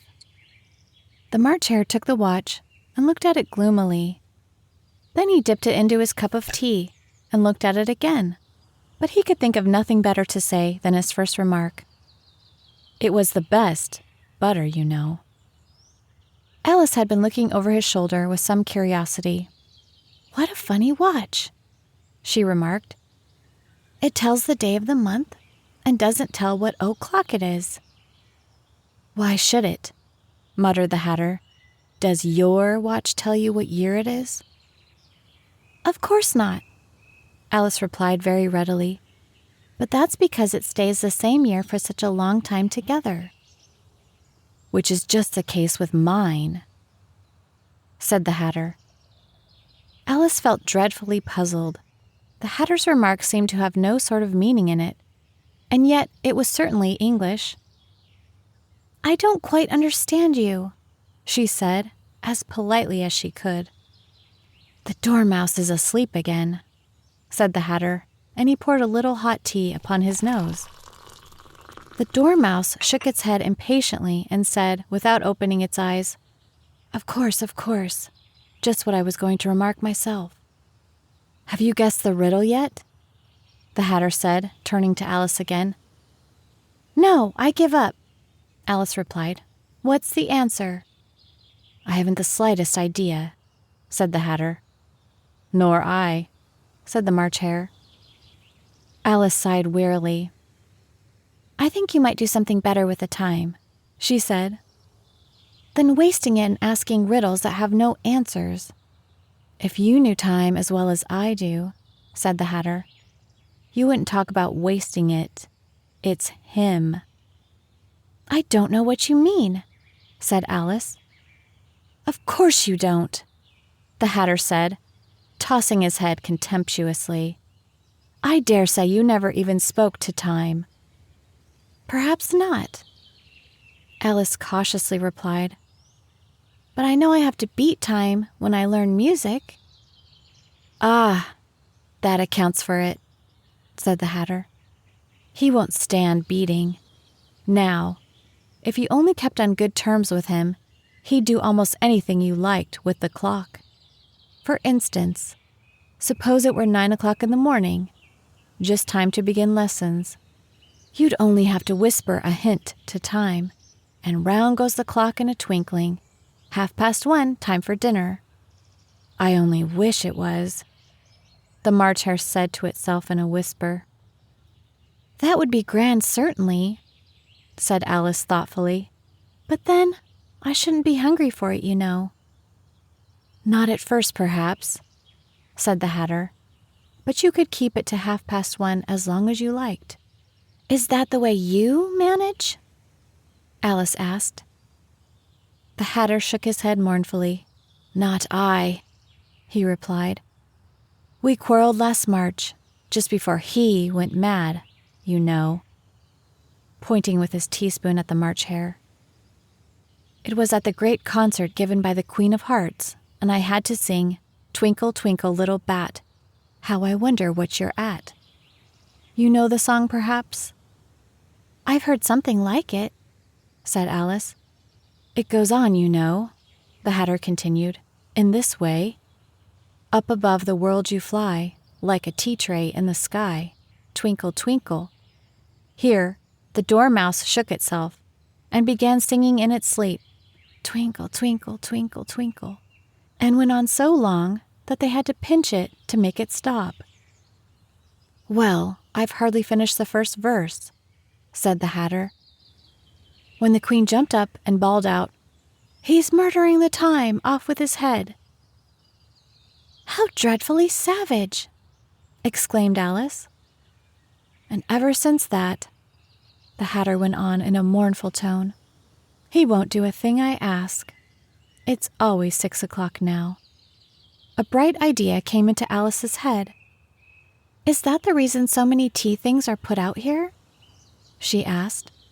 "Yes, that's it," said the Hatter with a sigh. "It's always tea time, and we've no time to wash the things between whiles." "Then you keep moving round, I suppose," said Alice. "Exactly so," said the Hatter, "as the things get used up." "But what happens when you come to the beginning again?" Alice ventured to ask. "Suppose we change the subject," the March Hare interrupted, yawning. "I'm getting tired of this. I vote the young lady tells us a story." "I'm afraid I don't know one," said Alice, rather alarmed at the proposal. "Then the Dormouse shall," they both cried. "Wake up, Dormouse." And they pinched it on both sides at once. The Dormouse slowly opened his eyes. "I wasn't asleep," he said in a hoarse, feeble voice. "I heard every word you fellows were saying." "Tell us a story," said the March Hare. "Yes, please do," pleaded Alice. "And be quick about it," added the Hatter, "or you'll be asleep again before it's done." Once upon a time there were 3 little sisters. The Dormouse began in a great hurry, and their names were Elsie, Lacy, and Tilly, and they lived at the bottom of a well. "What did they live on?" said Alice, who always took a great interest in questions of eating and drinking. "They lived on treacle," said the Dormouse, after thinking a minute or two. "They couldn't have done that, you know," Alice gently remarked. "They'd have been ill." "So they were," said the Dormouse, "very ill." Alice tried to fancy to herself what such an extraordinary ways of living would be like, but it puzzled her too much, so she went on. "But why did they live at the bottom of a well?" "Take some more tea," the March Hare said to Alice, very earnestly. "I've nothing yet," Alice replied in an offended tone, "so I can't take more." "You mean you can't take less," said the Hatter. "It's very easy to take more than nothing." "Nobody asked your opinion," said Alice. "Who's making personal remarks now?" the Hatter asked triumphantly. Alice did not quite know what to say to this, so she helped herself to some tea and bread and butter, and then turned to the Dormouse and repeated her question. "Why did they live at the bottom of a well?" The Dormouse again took a minute or two to think about it and then said, "It was a treacle well." "There's no such thing." Alice was beginning very angrily, but the Hatter and the March Hare went, "Shh, shh," and the Dormouse sulkily remarked, "If you can't be civil, you'd better finish the story for yourself." "No, please go on," Alice said very humbly. "I won't interrupt again. I dare say there may be one." "One indeed," said the Dormouse indignantly. However, he consented to go on. "And so, these 3 little sisters, they were learning to draw, you know." "What did they draw?" said Alice, quite forgetting her promise. "Treacle," said the Dormouse, without considering at all this time. "I want a clean cup," interrupted the Hatter. "Let's all move one place on." He moved on as he spoke, and the Dormouse followed him. The March Hare moved into the Dormouse's place, and Alice, rather unwillingly, took the place of the March Hare. The Hatter was the only one who got any advantage from this change. and Alice was a good deal worse off than before, as the March Hare had just upset the milk jug into his plate. Alice did not wish to offend the Dormouse again, so she began very cautiously. "But I don't understand. Where did they draw the treacle from?" "You can draw water out of a water well," said the Hatter. "So I think you could draw a treacle out of a treacle well." "But they were in the well," Alice said to the Dormouse. "Of course they were," said the Dormouse. "Well in." This answer so confused poor Alice that she let the Dormouse go on for some time without interrupting it. "They were learning to draw," the Dormouse went on, yawning and rubbing its eyes, for it was getting very sleepy. "And they drew all manner of things, everything that begins with an M." "Why with an M?" said Alice. "Why not?" said the March Hare. Alice was silent. The Dormouse had closed its eyes by this time and was going off into a doze, but, on being pinched by the Hatter, it woke up again with a little shriek and went on. "That begins with an M, such as mousetraps and the moon and memory and muchness. You know you say things are much of muchness. Did you ever see such a thing as a drawing of a muchness?" "Really, now you ask me," said Alice, very much confused. "I don't think—" "Then you shouldn't talk," said the Hatter. This piece of rudeness was more than Alice could bear. She got up in great disgust and walked off. The Dormouse fell asleep instantly, and neither of the others took the least notice of her going, though she looked back once or twice, half hoping that they would call after her. The last time she saw them, they were trying to put the Dormouse into the teapot. "At any rate, I'll never go there again," said Alice, as she picked her way through the wood. "It's the stupidest tea party I ever was at in all my life." Just as she said this, she noticed that one of the trees had a door leading right into it. "That's very curious," she thought. "But everything's curious today. I think I may as well go in at once." And she went in. Once more, she found herself in the long hall and close to the little glass table. "Now I'll manage better this time," she said to herself, and began by taking the little golden key and unlocking the door that led into the garden. Then she went to work nibbling at the mushroom. She had kept a piece of it in her pocket, till she was about a foot high. Then she walked down the little passage, and then she found herself at last in the beautiful garden, among the bright flower beds and the cool fountains.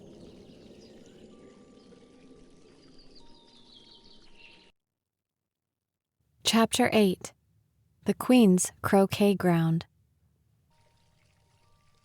A large rose tree stood near the entrance of the garden. The roses growing on it were white, but there were 3 gardeners at it, busily painting them red. Alice thought this a very curious thing, and she went nearer to watch them. And just as she came up to them, she heard one of them say, "Look out now, Five. Don't go splashing paint over me like that." "I couldn't help it," said Five in a sulky tone. Seven jogged my elbow. On which Seven looked up and said, "That's right, Five. Always lay the blame on others." "You'd better not talk," said Five. "I heard the Queen say only yesterday you deserve to be beheaded." "What for?" said the one who had spoken first. "That's none of your business, Two," said Seven. "Yes, it is his business," said Five, "and I'll tell him. It was for bringing the cook tulip roses instead of onions." Seven flung down his hands and had just begun, "Well, of all the unjust things," when his eye chanced to fall upon Alice as she stood watching them, and he checked himself suddenly. The others looked round also, and all of them bowed low. "Would you tell me," said Alice, a little timidly, "why you were painting those roses?" Five and Seven said nothing, but looked at Two. Two began in a low voice, "Why, the fact is, you see, miss, this here ought to have been a red rose tree, and we put a white one in by mistake. And if the queen was to find it out, we should all have our heads cut off, you know. So you see, miss, we're doing our best afore she comes to—" At this moment, 5, who had been anxiously looking across the garden, called out, "The queen! The queen!" And the 3 gardeners instantly threw themselves flat upon their faces. There was a sound of many footsteps, and Alice looked round, eager to see the queen. First came 10 soldiers carrying clubs. These were all shaped like the 3 gardeners, oblong and flat, with their hands and feet at the corners. Next, the 10 courtiers. These were ornamented all over with diamonds, and walked 2 and 2, as the soldiers did. After these came the royal children. There were 10 of them, and the little dears came jumping merrily along hand in hand, in couples. They were all ornamented with hearts. Next came the guests, mostly kings and queens, and among them, Alice recognized the white rabbit. It was talking in a hurried, nervous manner, smiling at everything that was said, and went by without noticing her. Then followed the knave of hearts, carrying the king's crown on a crimson velvet cushion, and last of all, this grand procession, came the king and queen of hearts. Alice was rather doubtful whether she ought not to lie down on her face like the 3 gardeners, but she could not remember ever having heard of such a rule at processions. And besides, what would be the use of a procession, thought she, if people had all to lie down upon their faces, so that they couldn't see it? So she stood where she was and waited. When the procession came opposite to Alice, they all stopped and looked at her, and the queen said severely, "Who is this?" She said it to the knave of hearts, who only bowed and smiled in reply. "Idiot," said the queen, tossing her head impatiently, and, turning to Alice, she went on, "What's your name, child?" "My name is Alice, so please your majesty," said Alice very politely, but she added to herself, "Why, they're only a pack of cards after all. I needn't be afraid of them." "And who are these?" said the queen, pointing to the 3 gardeners who were lying round the rose tree. For, you see, as they were lying on their faces, and the pattern on their backs was the same as the rest of the pack, she could not tell whether they were gardeners, or soldiers, or courtiers, or 3 of her own children. "How should I know?" said Alice, surprised at her own courage. "It's no business of mine." The queen turned crimson with fury, and, after glaring at her for a moment like a wild beast, screamed, "Off with her head! Off!" "Nonsense," said Alice, very loudly and decidedly, and the queen was silent. The king laid his hand upon her arm and timidly said, "Consider, my dear, she is only a child." The queen turned angrily away from him and said to the knave, "Turn them over." The knave did so, very carefully, with one foot. "Get up," said the queen in a shrill, loud voice. And the 3 gardeners instantly jumped up and began bowing to the king, the queen, the royal children, and everybody else. "Leave off that," screamed the queen. "You make me giddy." And then, turning to the rose tree, she went on, "What have you been doing here?" "May it please your majesty," said 2 in a very humble tone, going down on one knee as he spoke. "We were trying—" "I see," said the queen, who had meanwhile been examining the roses. "Off with their heads." And the procession moved on. 3 of the soldiers remained behind to execute the unfortunate gardeners, who ran to Alice for protection. "You shan't be beheaded," said Alice, and she put them into a large flower pot that stood near. The 3 soldiers wandered about for a minute or 2, looking for them, and then quietly marched off after the others. "Are their heads off?" shouted the queen. "Their heads are gone, if it please your majesty," the soldiers shouted in reply. "That's right," shouted the queen. "Can you play croquet?" The soldiers were silent and looked at Alice, as the question was evidently meant for her. "Yes," shouted Alice. "Come on, then," roared the queen, and Alice joined the procession, wondering very much what would happen next. It's a very fine day," said a timid voice at her side. She was walking by the White Rabbit, who was peeping anxiously into her face. "Very," said Alice. "Where's the Duchess?" "Hush, hush," said the rabbit in a low, hurried tone. He looked anxiously over his shoulder as he spoke, and then raised himself upon tiptoe, put his mouth close to her ear, and whispered, "She's under sentence of execution." "What for?" said Alice. "Did you say what a pity?" the rabbit asked. "No, I didn't," said Alice. "I don't think it's at all a pity.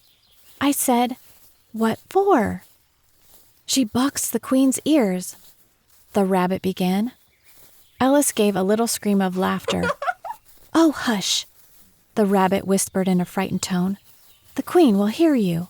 You see, she came rather late, and the queen said—" "Get to your places," shouted the queen in a voice of thunder, and people began running about in all directions, tumbling up against each other. However, they got settled down in a minute or two, and the game began. Alice thought she had never seen such a curious croquet ground in all her life. It was all ridges and furrows. The balls were live hedgehogs, the mallets live flamingos, and the soldiers had to double themselves up and to stand on their hands and feet to make the arches.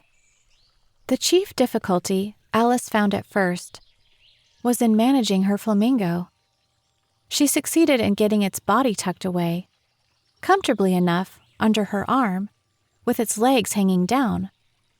But generally, just as she had got its neck nicely straightened out and was going to give the hedgehog a blow with its head, it would twist itself round and look up in her face, with such a puzzled expression that she could not help bursting out laughing.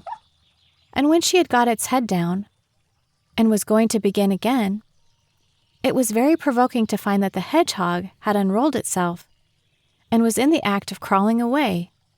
Besides all this, there was generally a ridge or furrow in the way wherever she wanted to send the hedgehog to. And, as the doubled-up soldiers were always getting up and walking off to other parts of the ground, Alice soon came to the conclusion that it was a very difficult game indeed. The players all played at once, without waiting for turns, quarreling all the while, and fighting for the hedgehogs. And in a very short time the queen was in a furious passion, and went stamping about and shouting, "Off with his head," or "Off with her head," about once a minute. Alice began to feel very uneasy. To be sure, she had not as yet had any dispute with the queen, but she knew that it might happen any minute. "And then," thought she, "what would become of me? They're dreadfully fond of beheading people here. The great wonder is that there's anyone left alive." She was looking about for some way of escape and wondering whether she could get away without being seen, when she noticed a curious appearance in the air. It puzzled her very much at first, but after watching it a minute or two, she made it out to be a grin, and she said to herself, "It's the Cheshire Cat. Now I shall have somebody to talk to." "How are you getting on?" said the cat, as soon as there was mouth enough for it to speak with. Alice waited till the eyes appeared, and then nodded. "It's no use speaking to it," she thought, "till its ears have come, or at least one of them." In another minute the whole head appeared, and then Alice put down her flamingo and began an account of the game, feeling very glad she had someone to listen to her. The cat seemed to think that there was enough of it now in sight, and no more of it appeared. "I don't think they play it all fairly," Alice began, and rather a complaining tone. "And they all quarrel so dreadfully, one can't hear oneself speak. And they don't seem to have any rules in particular. At least, if there are, nobody attends to them. And you've no idea how confusing it is, all the things being alive. For instance, there's the arch I've got to go through next, walking about at the other end of the ground. And I should have croqueted the queen's hedgehog just now, only it ran away when it saw mine coming." "How do you like the queen?" said the cat in a low voice. "Not at all," said Alice. "She's so extremely—" Just then, she noticed that the queen was close behind her, listening, so she went on, "Likely to win, that it's hardly worthwhile finishing the game." The queen smiled and passed on. "Who are you talking to?" said the king, going up to Alice and looking at the cat's head with great curiosity. "It's a friend of mine, a Cheshire cat," said Alice. "Allow me to introduce it." "I don't like the look of it at all," said the king. "However, it may kiss my hand if it likes." "I'd rather not," the cat remarked. "Don't be impertinent," said the king. "And don't look at me like that." He got behind Alice as he spoke. "A cat may look at a king," said Alice. "I've read that in some book, but I don't remember where." "Well, it must be removed," said the king very decidedly, and he called the queen, who was passing at the moment. "My dear, I wish you would have this cat removed." The queen had only one way of settling all difficulties, great or small. "Off with his head," she said, without even looking round. "I'll fetch the executioner myself," said the king eagerly, and he hurried off. Alice thought she might as well go back and see how the game was going on, as she heard the queen's voice in the distance, screaming with passion. She had already heard her sentence 3 of the players to be executed for having missed their turns, and she did not like the look of things at all, as the game was in such confusion that she never knew whether it was her turn or not, so she went in search of her hedgehog. The hedgehog was engaged in a fight with another hedgehog, which seemed to Alice an excellent opportunity for croqueting one of them with the other. The only difficulty was that her flamingo was gone across to the other side of the garden, where Alice could see it trying in a helpless sort of way to fly up into a tree. By the time she had caught the flamingo and brought it back, the fight was over, and both the hedgehogs were out of sight. "But it doesn't matter much," thought Alice, "as all the arches are gone from this side of the ground." So she tucked it away under her arm, that it might not escape again, and went back for a little more conversation with her friend. When she got back to the Cheshire cat, she was surprised to find quite a large crowd collected round it. There was a dispute going on between the executioner, the king, and the queen, who were all talking at once, while all the rest were quite silent, and looked very uncomfortable. The moment Alice appeared, she was appealed to by all 3 to settle the question, and they repeated their arguments to her, though, as they all spoke at once, she found it very hard indeed to make out exactly what they said. The executioner's argument was that you couldn't cut off a head unless there was a body to cut it off from, that he had never had to do such a thing before, and he wasn't going to begin at his time of life. The king's argument was that anything that had a head could be beheaded, and that you weren't to talk nonsense. The queen's argument was that if something wasn't done about it, in less than no time, she'd have everybody executed, all round. It was this last remark that it made the whole party look so grave and anxious. Alice could think of nothing else to say but, "It belongs to the Duchess. You'd better ask her about it." "She's in prison," the queen said to the executioner. "Fetch her here." And the executioner went off like an arrow. The cat's head began fading away the moment he was gone, and, by the time he had come back with the Duchess, it had entirely disappeared. So the king and the executioner ran wildly up and down looking for it, while the rest of the party went back to the game.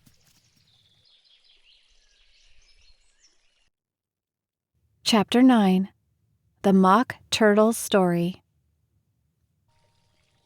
"You can't think how glad I am to see you again, you dear old thing," said the Duchess, as she tucked her arm affectionately into Alice's, and they walked off together. Alice was very glad to find her in such a pleasant temper, and thought to herself that perhaps it was only the pepper that had made her so savage when they met in the kitchen. "When I'm a duchess," she said to herself, not in a very hopeful tone, though, "I won't have any pepper in my kitchen at all. Soup does very well without. Maybe it's always pepper that makes people hot-tempered," she went on, very much pleased at having found out a new kind of rule. "And vinegar that makes them sour, and chamomile that makes them bitter, and barley sugar and such things that make children sweet-tempered. I only wish people knew that. Then they wouldn't be so stingy about it, you know."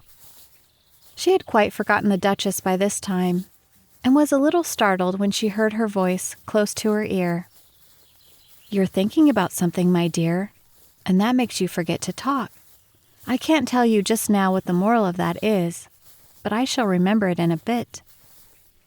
"Perhaps it hasn't one," Alice ventured to remark. "Tut, tut, child," said the Duchess. "Everything's got a moral, if only you can find it." And she squeezed herself up closer to Alice's side as she spoke. Alice did not much like keeping so close to her, first because the Duchess was very ugly, and secondly, because she was exactly the right height to rest her chin upon Alice's shoulder, and it was an uncomfortably sharp chin. However, she did not like to be rude, so she bore it as well as she could. "The game's going on rather better now," she said, by way of keeping up the conversation a little. "'Tis so," said the Duchess. "And the moral of that is, oh, 'tis love that makes the world go round." "Somebody said," Alice whispered, "that it's done by everybody minding their own business." "Ah, well, it means much the same thing," said the Duchess, digging her sharp little chin into Alice's shoulder as she added, "and the moral of that is, take care of the scents, and the sounds will take care of themselves." "How fond she is of finding morals in things," Alice thought to herself. "I dare say you're wondering why I don't put my arm round your waist," the Duchess said after a pause. "The reason is that I'm doubtful about the temper of your flamingo. Shall I try the experiment?" "He might bite," Alice cautiously replied, not feeling at all anxious to have the experiment tried.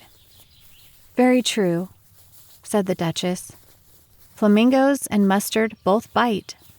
And the moral of that is, birds of a feather flock together." "Only mustard isn't a bird," Alice remarked. "Right, as usual," said the Duchess. "What a clear way you have of putting things." "It's a mineral, I think," said Alice. "Of course it is," said the Duchess, who seemed ready to agree to everything that Alice said. "There's a large mustard mine near here, and the moral of that is, the more there is of mine, the less there is of yours." "Oh, I know!" exclaimed Alice, who had not attended to this last remark. "It's a vegetable. It doesn't look like one, but it is." "I quite agree with you," said the Duchess. "And the moral of that is, be what you would seem to be. Or if you'd like to put it more simply, never imagine yourself to be otherwise than what it might appear to others, that what you were or might have been was not otherwise than what you had been would have appeared to them to be otherwise."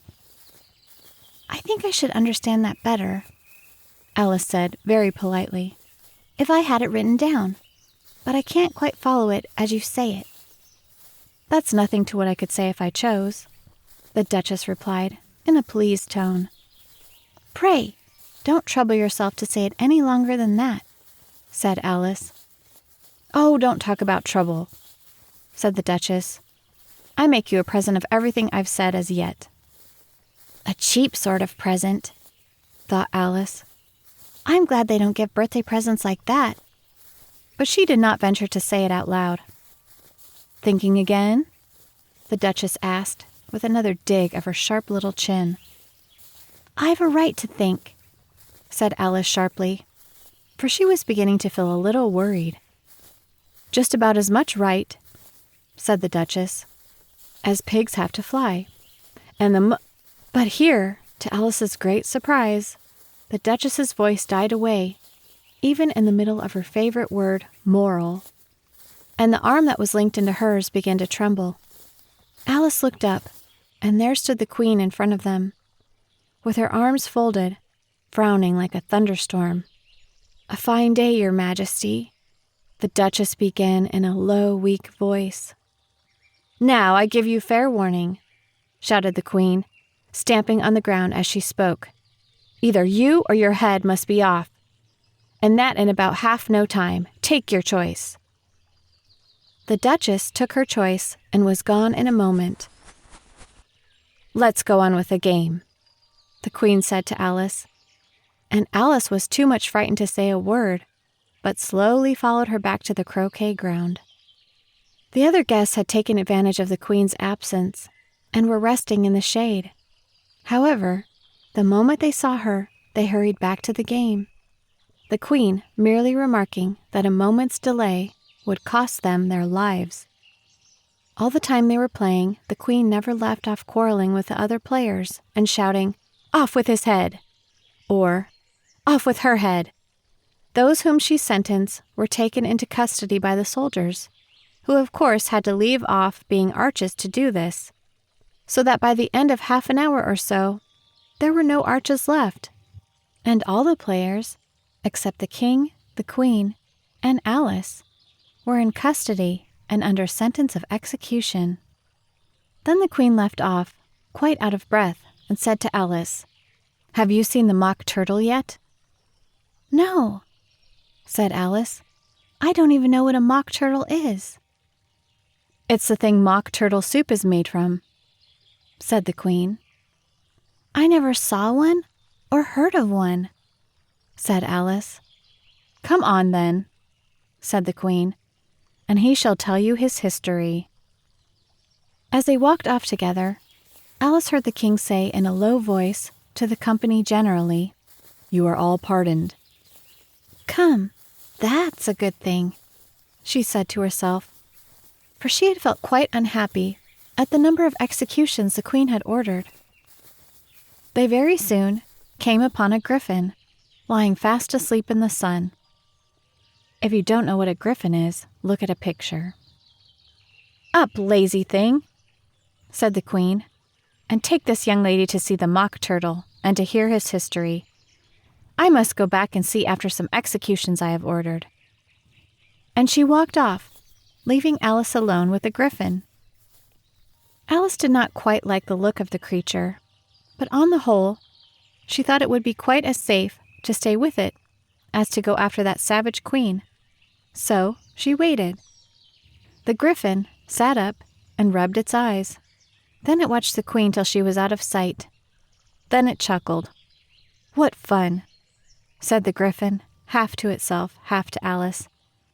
"What is the fun?" said Alice. "Why, she," said the griffin. "It's all her fancy. That, they never executes nobody, you know. Come on." "Everybody says, 'Come on' here," thought Alice, as she went slowly after it. "I never was so ordered about in all my life. Never." They had not gone far before they saw the mock turtle in the distance, sitting sad and lonely on a little ledge of rock, and as they came nearer, Alice could hear him sighing, as if his heart would break. She pitied him deeply. "What is his sorrow?" she asked the griffin, and the griffin answered, very nearly in the same words as before. It's all his fancy that. He hasn't got no sorrow, you know. Come on." So they went up to the Mock Turtle, who looked at them with large eyes full of tears, but said nothing. "This here young lady," said the Griffin. "She wants for to know your history, she do." "I'll tell her," said the Mock Turtle in a deep, hollow tone.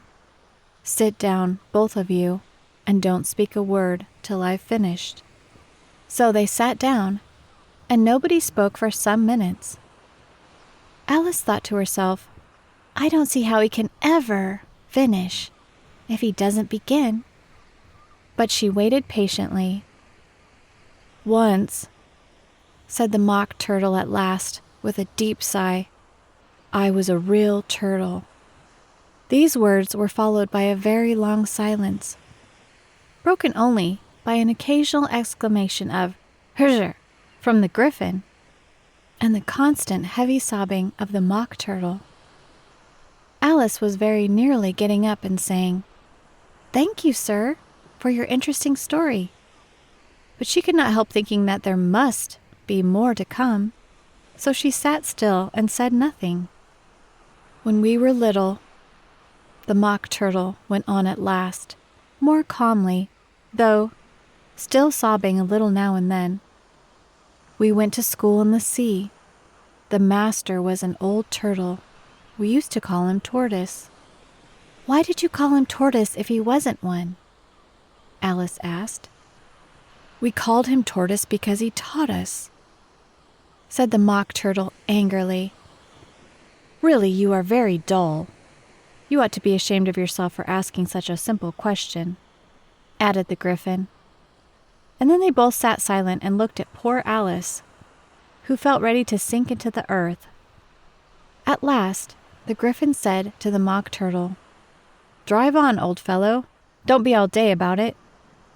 And he went on in these words, "Yes, we went to school in the sea, though you mayn't believe it." "I never said I didn't," interrupted Alice.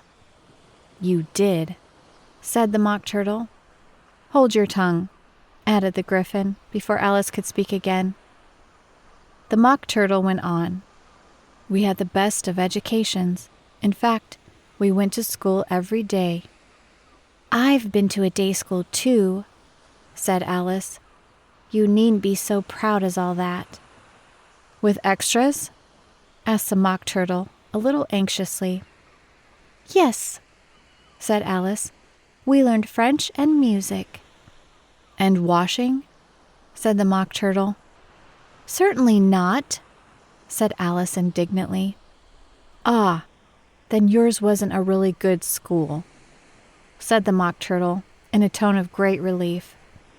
"Now at ours, they had at the end of the bill French, music, and washing, extra." "You couldn't have wanted it much," said Alice, "living at the bottom of the sea." "I couldn't afford to learn it," said the Mock Turtle with a sigh. "I only took the regular course." "What was that?" inquired Alice. "Reeling and writhing, of course, to begin with," the Mock Turtle replied. "And then the different branches of arithmetic: ambition, distraction, uglification, and derision." "I never heard of uglification," Alice ventured to say. "What is it?" The Griffin lifted up both its paws in surprise. "What? Never heard of uglifying?" it exclaimed. "You know what to beautify is, I suppose." "Yes," said Alice doubtfully. "It means to make anything prettier." "Well then," the Griffin went on, "if you don't know what to uglify is, you are a simpleton." Alice did not feel encouraged to ask any more questions about it, so she turned to the Mock Turtle and said, "What else had you to learn?" "Well, there was mystery," the Mock Turtle replied, counting off the subjects on his flappers. "Mystery, ancient and modern, with seaography, then drawling." The drawling master was an old conger eel, that used to come a week. He taught us drawing, stretching, and fainting in coils." "What was that like?" said Alice. "Well, I can't show it to you myself," the Mock Turtle said. "I'm too stiff, and the Griffin never learnt it." "Hadn't time," said the Griffin. "I went to the classics master, though. He was an old crab, he was." "I never went to him," the Mock Turtle said with a sigh. "He taught laughing and grief, they used to say." So he did," said the Griffin, sighing in his turn. And both creatures hid their faces in their paws. "And how many hours a day did you do lessons?" said Alice, in a hurry to change the subject. 10 hours the first day," said the Mock Turtle, 9 the next, and so on. "What a curious plan!" exclaimed Alice. "That's the reason they're called lessons," the Griffin remarked, "because they lessen from day to day." This was quite a new idea to Alice, and she thought it over a little before she made her next remark. "Then the 11th day must have been a holiday." "Of course it was," said the Mock Turtle. "And how did you manage on the 12th?"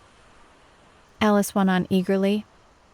"That's enough about lessons," the Griffin interrupted in a very decided tone. "Tell her something about the games now."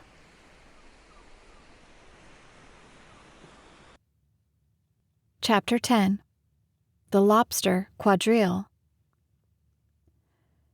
The Mock Turtle sighed deeply and drew the back of one flapper across his eyes. He looked at Alice and tried to speak, but for a minute or two, sobs choked his voice.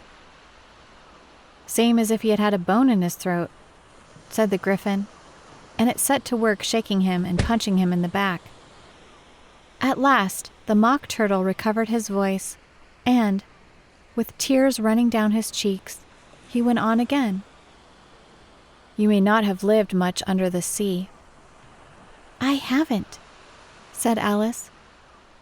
"And perhaps you were never even introduced to a lobster." Alice began to say, "I once tasted," but checked herself hastily and said, "No, never." "So you can have no idea what a delightful thing a lobster quadrille is." "No, indeed," said Alice. "What sort of dance is it?" "Why," said the Griffin, "you must form into a line along the seashore." "2 lines!" cried the Mock Turtle.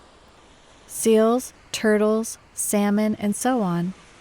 Then, when you've cleared all the jellyfish out of the way—" "That generally takes some time," interrupted the Griffin. "You advance twice." "Each with a lobster as a partner," cried the Griffin. "Of course," the Mock Turtle said. "Advance twice, set to partners. Change lobsters and retire in same order," continued the Griffin. "Then, you know," the Mock Turtle went on, "you throw the—" "The lobsters!" shouted the Griffin, with a bound into the air. "As far out to sea as you can." "Swim after them!" screamed the Griffin. "Turn a somersault in the sea!" cried the Mock Turtle, capering wildly about. "Change lobsters again!" yelled the Griffin at the top of its voice. "Back to land again, and that's all the first figure," said the Mock Turtle, suddenly dropping his voice, and the 2 creatures, who had been jumping about like mad things all this time, sat down again very sadly and quietly and looked at Alice. "It must be a very pretty dance," said Alice timidly. "Would you like to see a little of it?" said the Mock Turtle. "Very much indeed," said Alice. "Come, let's try the first figure," said the Mock Turtle to the Griffin. "We can do without lobsters, you know. Which shall sing?" "Oh, you sing," said the Griffin. "I've forgotten the words." So they began solemnly dancing round and round Alice, every now and then treading on her toes when they passed too close, and waving their forepaws to mark the time. While the Mock Turtle sang this, very slowly and sadly. "Will you walk a little faster?" said a whiting to a snail. "There's a porpoise close behind us, and he's treading on my tail. See how eagerly the lobsters and the turtles all advance. They are waiting on the shingle. Will you come and join the dance? Will you, won't you join the dance? Will you, won't you join the dance?" "Thank you.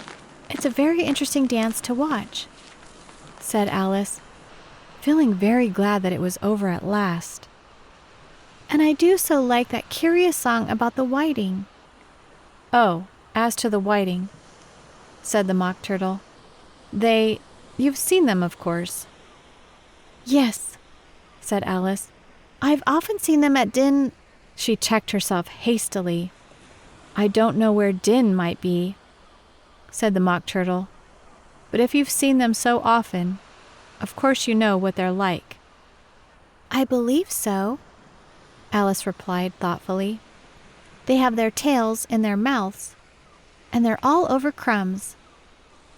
"You're wrong about the crumbs," said the Mock Turtle. "Crumbs would wash all off in the sea, but they have their tails in their mouths, and the reason is—" Here the Mock Turtle yawned and shut his eyes.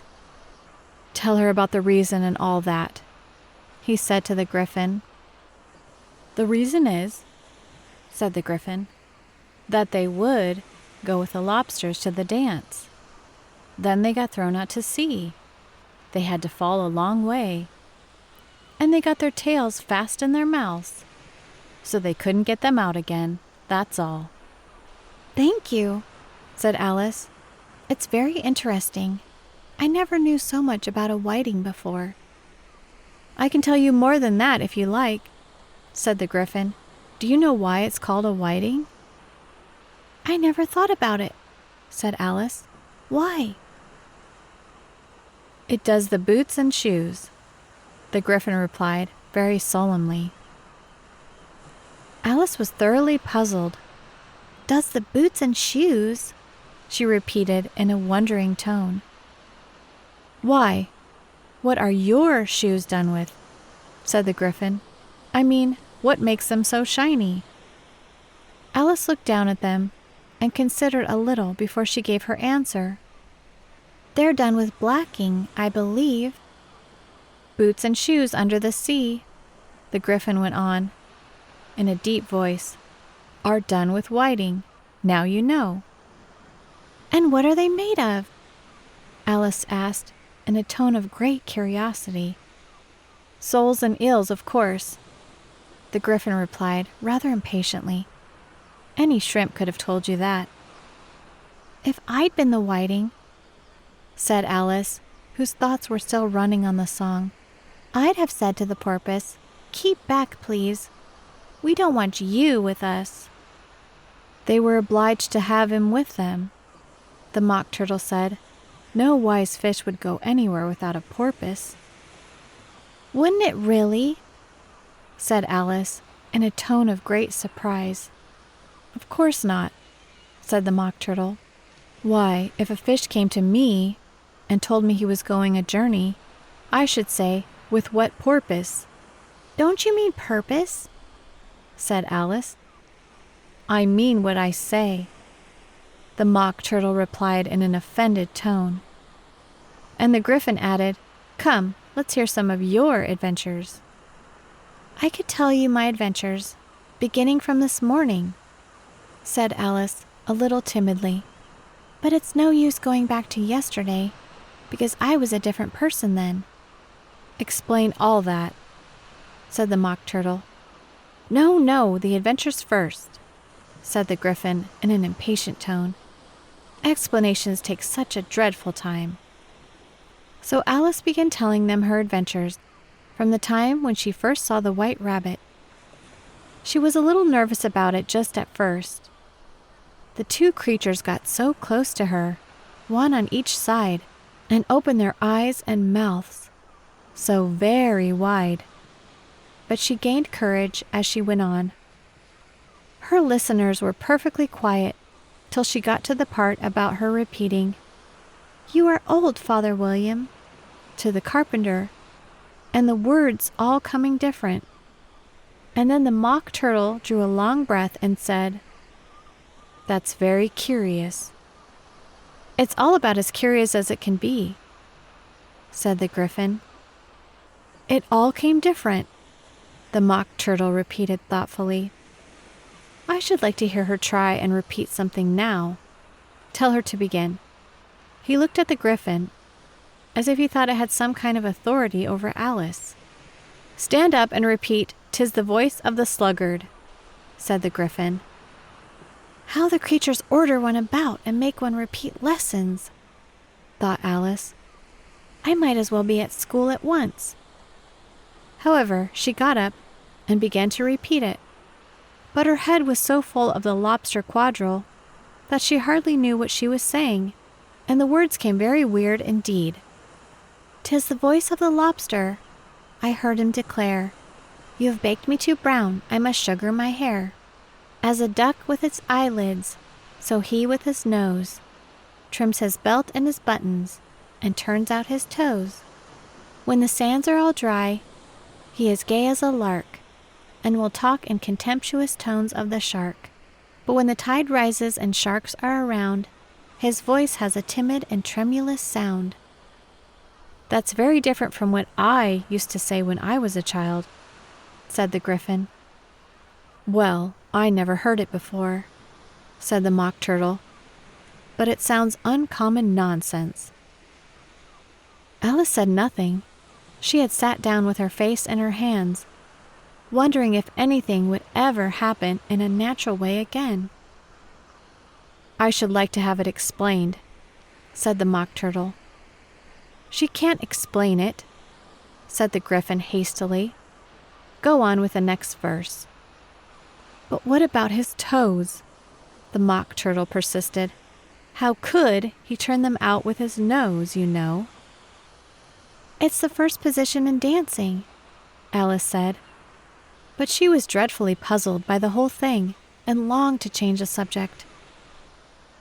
"Go on with the next verse," the Gryphon repeated impatiently. "It begins, 'I passed by his garden.'" Alice did not dare to disobey, though she felt sure it would all come wrong, and she went on in a trembling voice. "I passed by his garden and marked with one eye how the owl and the panther were sharing a pie. The panther took pie crust and gravy and meat, while the owl had the dish as its share of the treat. When the pie was all finished, the owl, as a boon, was kindly permitted to pocket the spoon, while the panther received knife and fork with a growl, and concluded the banquet." "What is the use of repeating all that stuff?" the Mock Turtle interrupted. "If you don't explain it as you go on. It's by far the most confusing thing I ever heard." "Yes, I think you'd better leave off," said the Gryphon, and Alice was only too glad to do so. "Shall we try another figure of the lobster quadrille?" the Gryphon went on. "Or would you like the Mock Turtle to sing you a song?" "Oh, a song, please, if the Mock Turtle would be so kind," Alice replied, so eagerly that the Gryphon said, in a rather offended tone, No accounting for tastes. Sing her turtle soup, will you, old fellow?" The Mock Turtle sighed deeply and began, in a voice sometimes choked with sobs, to sing this. "Beautiful soup, so rich and green, waiting in a hot tureen. Who for such dainties would not stoop? Soup of the evening, beautiful soup. Soup of the evening, beautiful soup. Beautiful soup, who cares for fish, game, or any other dish? Who would not give all else for 2 pennyworth only of beautiful soup?" Chorus again, cried the Griffin, and the Mock Turtle had just begun to repeat it when a cry of, "The trial's beginning!" was heard in the distance. "Come on," cried the Griffin, and taking Alice by the hand, it hurried off, without waiting for the end of the song. "What trial is it?" Alice panted as she ran, but the Griffin only answered, "Come on."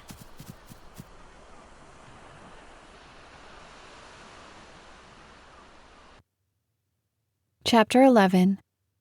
Who Stole the Tarts? The King and Queen of Hearts were seated on their throne when they arrived, with a great crowd assembled about them. All sorts of little birds and beasts, as well as a whole pack of cards. The knave was standing before them, in chains, with a soldier on each side to guard him. And near the king was the white rabbit, with a trumpet in one hand and a scroll of parchment in the other. In the very middle of the court was a table, with a large dish of tarts upon it. They looked so good that it made Alice quite hungry to look at them. "I wish they'd get the trial done," she thought, "and hand round the refreshments." But there seemed to be no chance of this, so she began looking at everything about her to pass away the time. Alice had never been in a court of justice before, but she had read about them in books, and she was quite pleased to find that she knew the name of nearly everything there. "That's the judge," she said to herself, "because of his great wig." The judge, by the way, was the king, and as he wore his crown over the wig, he did not look at all comfortable, and it was certainly not becoming. "And that's the jury box," thought Alice. "And those 12 creatures," she was obliged to say creatures, you see, because some of them were animals and some were birds. "I suppose they are the jurors." She said this last word 2 or 3 times over to herself, being rather proud of it, for she thought, and rightly too, that very few little girls of her age knew the meaning of it at all. However, jurymen would have done just as well. The 12 jurors were all writing very busily on slates. "What are they doing?" Alice whispered to the Griffin. "They can't have anything to put down yet, before the trial's begun." "They're putting down their names," the Griffin whispered in reply, for fear they should forget them before the end of the trial. "Stupid things," Alice began in a loud, indignant voice, but she stopped hastily, for the white rabbit cried out, "Silence in the court!" And the king put on his spectacles and looked anxiously round to make out who was talking.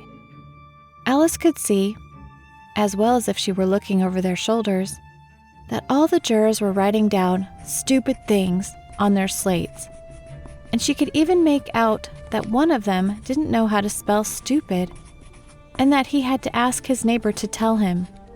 "A nice muddle their slates will be in before the trial's over," thought Alice. One of the jurors had a pencil that squeaked. This, of course, Alice could not stand, and she went round the court and got behind him, and very soon found an opportunity of taking it away.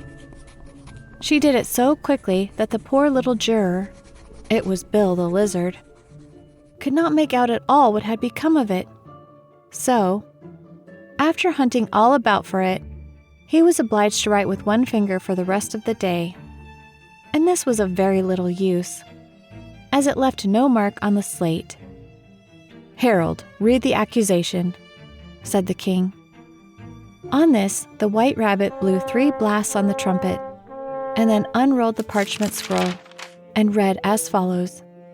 "The Queen of Hearts, she made some tarts, all on a summer day. The Knave of Hearts, he stole those tarts, and took them quite away." "Consider your verdict," the king said to the jury. "Not yet, not yet," the rabbit hastily replied. "There's a great deal to come before that." "Call the first witness," said the king, and the white rabbit blew 3 blasts on the trumpet and called out, "First witness." The first witness was the Hatter. He came in with a teacup in one hand and a piece of bread and butter in the other. "I beg pardon, Your Majesty," he began, "for bringing these in, but I hadn't quite finished my tea when I was sent for." "You ought to have finished," said the king. "When did you begin?" The Hatter looked at the March Hare, who had followed him into court, arm in arm with the Dormouse. 14th of March, I think it was, he said. 15th, said the March Hare. 16th, added the Dormouse. "Write that down," the king said to the jury. And the jury eagerly wrote down all 3 dates on their slates, and then added them up and reduced the answer to shillings and pence. "Take off your hat," the king said to the Hatter. "It isn't mine," said the Hatter. "Stolen!" the king exclaimed, turning to the jury, who instantly made a memorandum of the fact. "I keep them to sell," the Hatter added as an explanation. "I've none of my own, I'm a Hatter." Here, the queen put on her spectacles and began staring at the Hatter, who turned pale and fidgeted. "Give your evidence," said the king, "and don't be nervous, or I'll have you executed on the spot." This did not seem to encourage the witness at all. He kept shifting from one foot to the other, looking uneasily at the queen, and in his confusion, he bit a large piece out of his teacup instead of the bread and butter. Just at this moment, Alice felt a very curious sensation, which puzzled her a good deal until she made out what it was. She was beginning to grow larger again, and she thought at first she would get up and leave the court. But on second thoughts, she decided to remain where she was, as long as there was room for her. "I wish you wouldn't squeeze so," said the Dormouse, who was sitting next to her. "I can hardly breathe." "I can't help it," said Alice very meekly. "I'm growing." "You've no right to grow here," said the Dormouse. "Don't talk nonsense," said Alice more boldly. "You know you're growing too." "Yes, but I grow at a reasonable pace," said the Dormouse. "Not in that ridiculous fashion." And he got up very sulkily and crossed over to the other side of the court.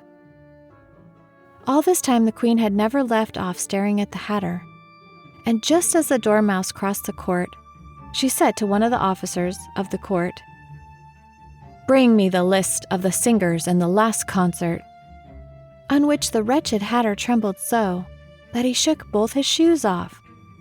"Give your evidence," the king repeated angrily, "or I'll have you executed, whether you're nervous or not." "I'm a poor man, Your Majesty," the Hatter began in a trembling voice. "And I hadn't begun my tea, not above a week or so.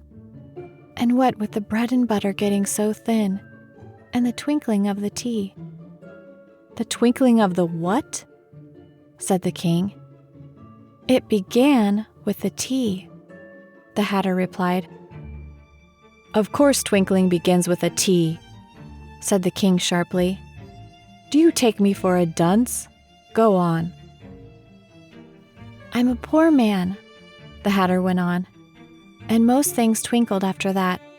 Only the March Hare said—" "I didn't," the March Hare interrupted in a great hurry.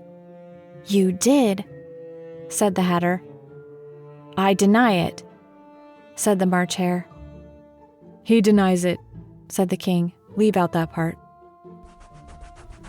"Well, at any rate, the Dormouse said," the Hatter went on, looking anxiously round to see if he would deny it too. But the Dormouse denied nothing, being fast asleep. "After that," continued the Hatter, "I cut some more bread and butter." "But what did the Dormouse say?" one of the jury asked. "That I can't remember," said the Hatter. "You must remember," remarked the king, "or I'll have you executed." The miserable Hatter dropped his teacup and bread and butter and went down on one knee. "I'm a poor man, Your Majesty," he began. "You're a very poor speaker," said the king. Here, one of the guinea pigs cheered and was immediately suppressed by the officers of the court. As that is a rather hard word, I will just explain to you how it was done. They had a large canvas bag, which tied up at the mouth with strings. Into this, they slipped the guinea pig head first and then sat upon it. "I'm glad I've seen that done," thought Alice. "I've so often read in the newspapers, at the end of trials, there was some attempts at applause, which was immediately suppressed by the officers of the court, and I never understood what it meant till now." "If that's all you know about, you may stand down," continued the king. "I can't go no lower," said the Hatter. "I'm on the floor as it is." "Then you may sit down," the king replied. Here the other guinea pig cheered and was suppressed. "Come, that finished the guinea pigs," thought Alice. "Now we shall get on better." "I'd rather finish my tea," said the Hatter, with an anxious look at the queen, who was reading the list of singers. "You may go," said the king, and the Hatter hurriedly left the court, without even waiting to put his shoes on. "And just take his head off outside," the queen added to one of the officers. But the Hatter was out of sight before the officer could get to the door. "Call the next witness," said the king. The next witness was the Duchess's cook. She carried the pepper box in her hand, and Alice guessed who it was, even before she got into the court, by the way the people near the door began sneezing all at once. "Give your evidence," said the king. "Shan't," said the cook. The king looked anxiously at the White Rabbit, who said in a low voice, "Your Majesty must cross-examine this witness." "Well, if I must, I must," the king said, with a melancholy air, and, after folding his arms and frowning at the cook till his eyes were nearly out of sight, he said in a deep voice, "What are tarts made of?" "Pepper mostly," said the cook. "Treacle," said a sleepy voice behind her. "Collar that dormouse," the queen shrieked out. "Behead that dormouse. Turn that dormouse out of court. Suppress him, pinch him, off with his whiskers." For some minutes, the whole court was in confusion, getting the dormouse turned out, and by the time they had settled down again, the cook had disappeared. "Never mind," said the king, with an air of great relief. "Call the next witness." And he added in an undertone to the queen, "Really, my dear, you must cross-examine the next witness. It quite makes my forehead ache." Alice watched the White Rabbit as he fumbled over the list, feeling very curious to see what the next witness would be like. "For they haven't got much evidence yet," she said to herself. Imagine her surprise when the White Rabbit read out, at the top of his shrill little voice, the name Alice. Chapter 12. Alice's Evidence. "Here!" cried Alice, quite forgetting in the flurry of the moment how large she had grown in the last few minutes, and she jumped up in such a hurry that she tipped over the jury box with the edge of her skirt, upsetting all the jurymen onto the heads of the crowd below. And there they lay sprawling about, reminding her very much of a globe of goldfish she had accidentally upset the week before. "Oh, I beg your pardon," she exclaimed in a tone of great dismay, and began picking them up again as quickly as she could, for the accident of the goldfish kept running in her head, and she had a vague sort of idea that they must be collected at once and put back into the jury box, or they would die. "The trial cannot proceed," said the king in a very grave voice, until all the jurymen are back in their proper places. All," he repeated with great emphasis, looking hard at Alice as he said so. Alice looked at the jury box and saw that, in her haste, she had put the lizard in head downwards, and the poor little thing was waving its tail about in a melancholy way, being quite unable to move. She soon got it out again and put it right. "Not that it signifies much," she said to herself. "I should think it would be quite as much use in the trial, one way up as the other."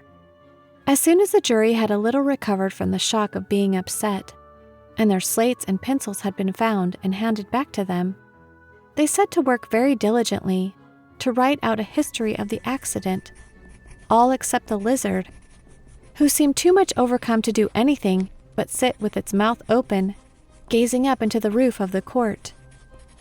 "What do you know about this business?" the king said to Alice. "Nothing," said Alice. "Nothing whatever?" persisted the king. "Nothing whatever," said Alice. "That's very important," the king said, turning to the jury. They were just beginning to write this down on their slates when the White Rabbit interrupted. "Unimportant, Your Majesty, means, of course," he said in a very respectful tone, but frowning and making faces at him as he spoke. "Unimportant, of course, I meant," the king hastily said, and went on to himself in an undertone. "Important, unimportant. Unimportant, important," as if he were trying which word sounded best. Some of the jury wrote it down, important, and some, important. Alice could see this, as she was near enough to look over their slates. "But it doesn't matter a bit," she thought to herself. At this moment the king, who had been for some time busily writing in his notebook, cackled out, "Silence!" and read out from his book, Rule 42, "All persons more than a mile high to leave the court." Everybody looked at Alice. "I'm not a mile high," said Alice. "You are," said the king. "Nearly 2 miles high," added the queen. "Well, I shan't go at any rate," said Alice. "Besides, that's not a regular rule. You invented it just now." "It's the oldest rule in the book," said the king. "Then it ought to be number 1, said Alice. The king turned pale and shut his notebook hastily. "Consider your verdict," he said to the jury in a low, trembling voice. "There's more evidence to come yet, please, Your Majesty," said the White Rabbit, jumping up in a great hurry. "This paper has just been picked up." "What's in it?" said the Queen. "I haven't opened it yet," said the White Rabbit. "But it seems to be a letter written by the prisoner to somebody." "It must have been that," said the king, "unless it was written to nobody, which isn't usual, you know." "Who is it directed to?" said one of the jurymen. "It isn't directed at all," said the White Rabbit. "In fact, there's nothing written on the outside." He unfolded the paper as he spoke and added, "It isn't a letter after all, it's a set of verses." "Are they in the prisoner's handwriting?" asked another of the jurymen. "No, they're not," said the White Rabbit, "and that's the weirdest thing about it." The jury all looked puzzled. "He must have imitated somebody else's hand," said the king. The jury all brightened up again. "Please, Your Majesty," said the knave, "I didn't write it, and they can't prove I did. There's no name signed at the end." "If you didn't sign it," said the king, "that only makes the matter worse. You must have meant some mischief, or else you'd have signed your name like an honest man." "That proves his guilt," said the Queen. "It proves nothing of the sort," said Alice. "Why, you don't even know what they're about." "Read them," said the king. The White Rabbit put on his spectacles. "Where shall I begin, please, Your Majesty?" he asked. "Begin at the beginning," the king said gravely. and go on till you come to the end, then stop." These were the verses the White Rabbit read. "They told me you had been to her and mentioned me to him. She gave me a good character, but said I could not swim. He sent them word I had not gone. We know it to be true. If she should push the matter on, what would become of you? I gave her one, they gave him two. You gave us three or more. They all returned from him to you, though they were mine before. If I or she should chance to be involved in this affair, he trusts to you to set them free, exactly as we were. My notion was that you had been, before she had this fit, an obstacle that came between him and ourselves and it. Don't let him know she liked them best, for this must ever be a secret kept from all the rest between yourself and me." "That's the most important piece of evidence we've heard yet," said the king, rubbing his hands. "So now let the jury—" "If any one of them can explain it," said Alice. She had grown so large in the last few minutes that she wasn't a bit afraid of interrupting him. "I'll give him 6 pence. I don't believe there's an atom of meaning in it." The jury all wrote down on their slates, "She doesn't believe there's an atom of meaning in it," but none of them attempted to explain the paper. "If there's no meaning in it," said the king, "that saves a world of trouble, you know, as we needn't try to find any. And yet, I don't know," he went on, spreading out the verses on his knee and looking at them with one eye. "I seem to see some meaning in them after all. Said I could not swim. You can't swim, can you?" he added, turning to the knave. The knave shook his head sadly. "Do I look like it?" he said, which he certainly did not, being made entirely of cardboard. "All right, so far," said the king, and he went on muttering over the verses to himself. "We know it to be true. That's the jury, of course. I gave her one, they gave him two. Why, that must be what he did with the tarts, you know." "But it goes on, they all returned from him to you," said Alice.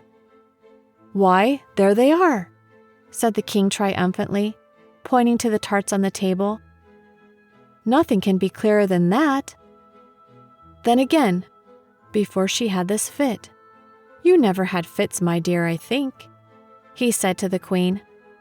"Never," said the queen furiously, throwing an inkstand at the lizard as she spoke. The unfortunate little Bill had left off writing on his slate with one finger, as he found it made no mark. But he now hastily began again, using the ink that was trickling down his face, as long as it lasted. "Then the words don't fit you," said the king, looking round the court with a smile. There was a dead silence. "It's a pun," the king added in an offended tone, and everybody laughed. "Let the jury consider their verdict," the king said, for about the 20th time that day. "No, no," said the queen. "Sentence first, verdict afterwards." "Stuff and nonsense," said Alice loudly. "The idea of having the sentence first." "Hold your tongue," said the queen, turning purple. "I won't," said Alice. "Off with her head," the queen shouted at the top of her voice. Nobody moved. "Who cares for you?" said Alice. She had grown to her full size by this time. "You're nothing but a pack of cards." At this, the whole pack rose up into the air and came flying down upon her.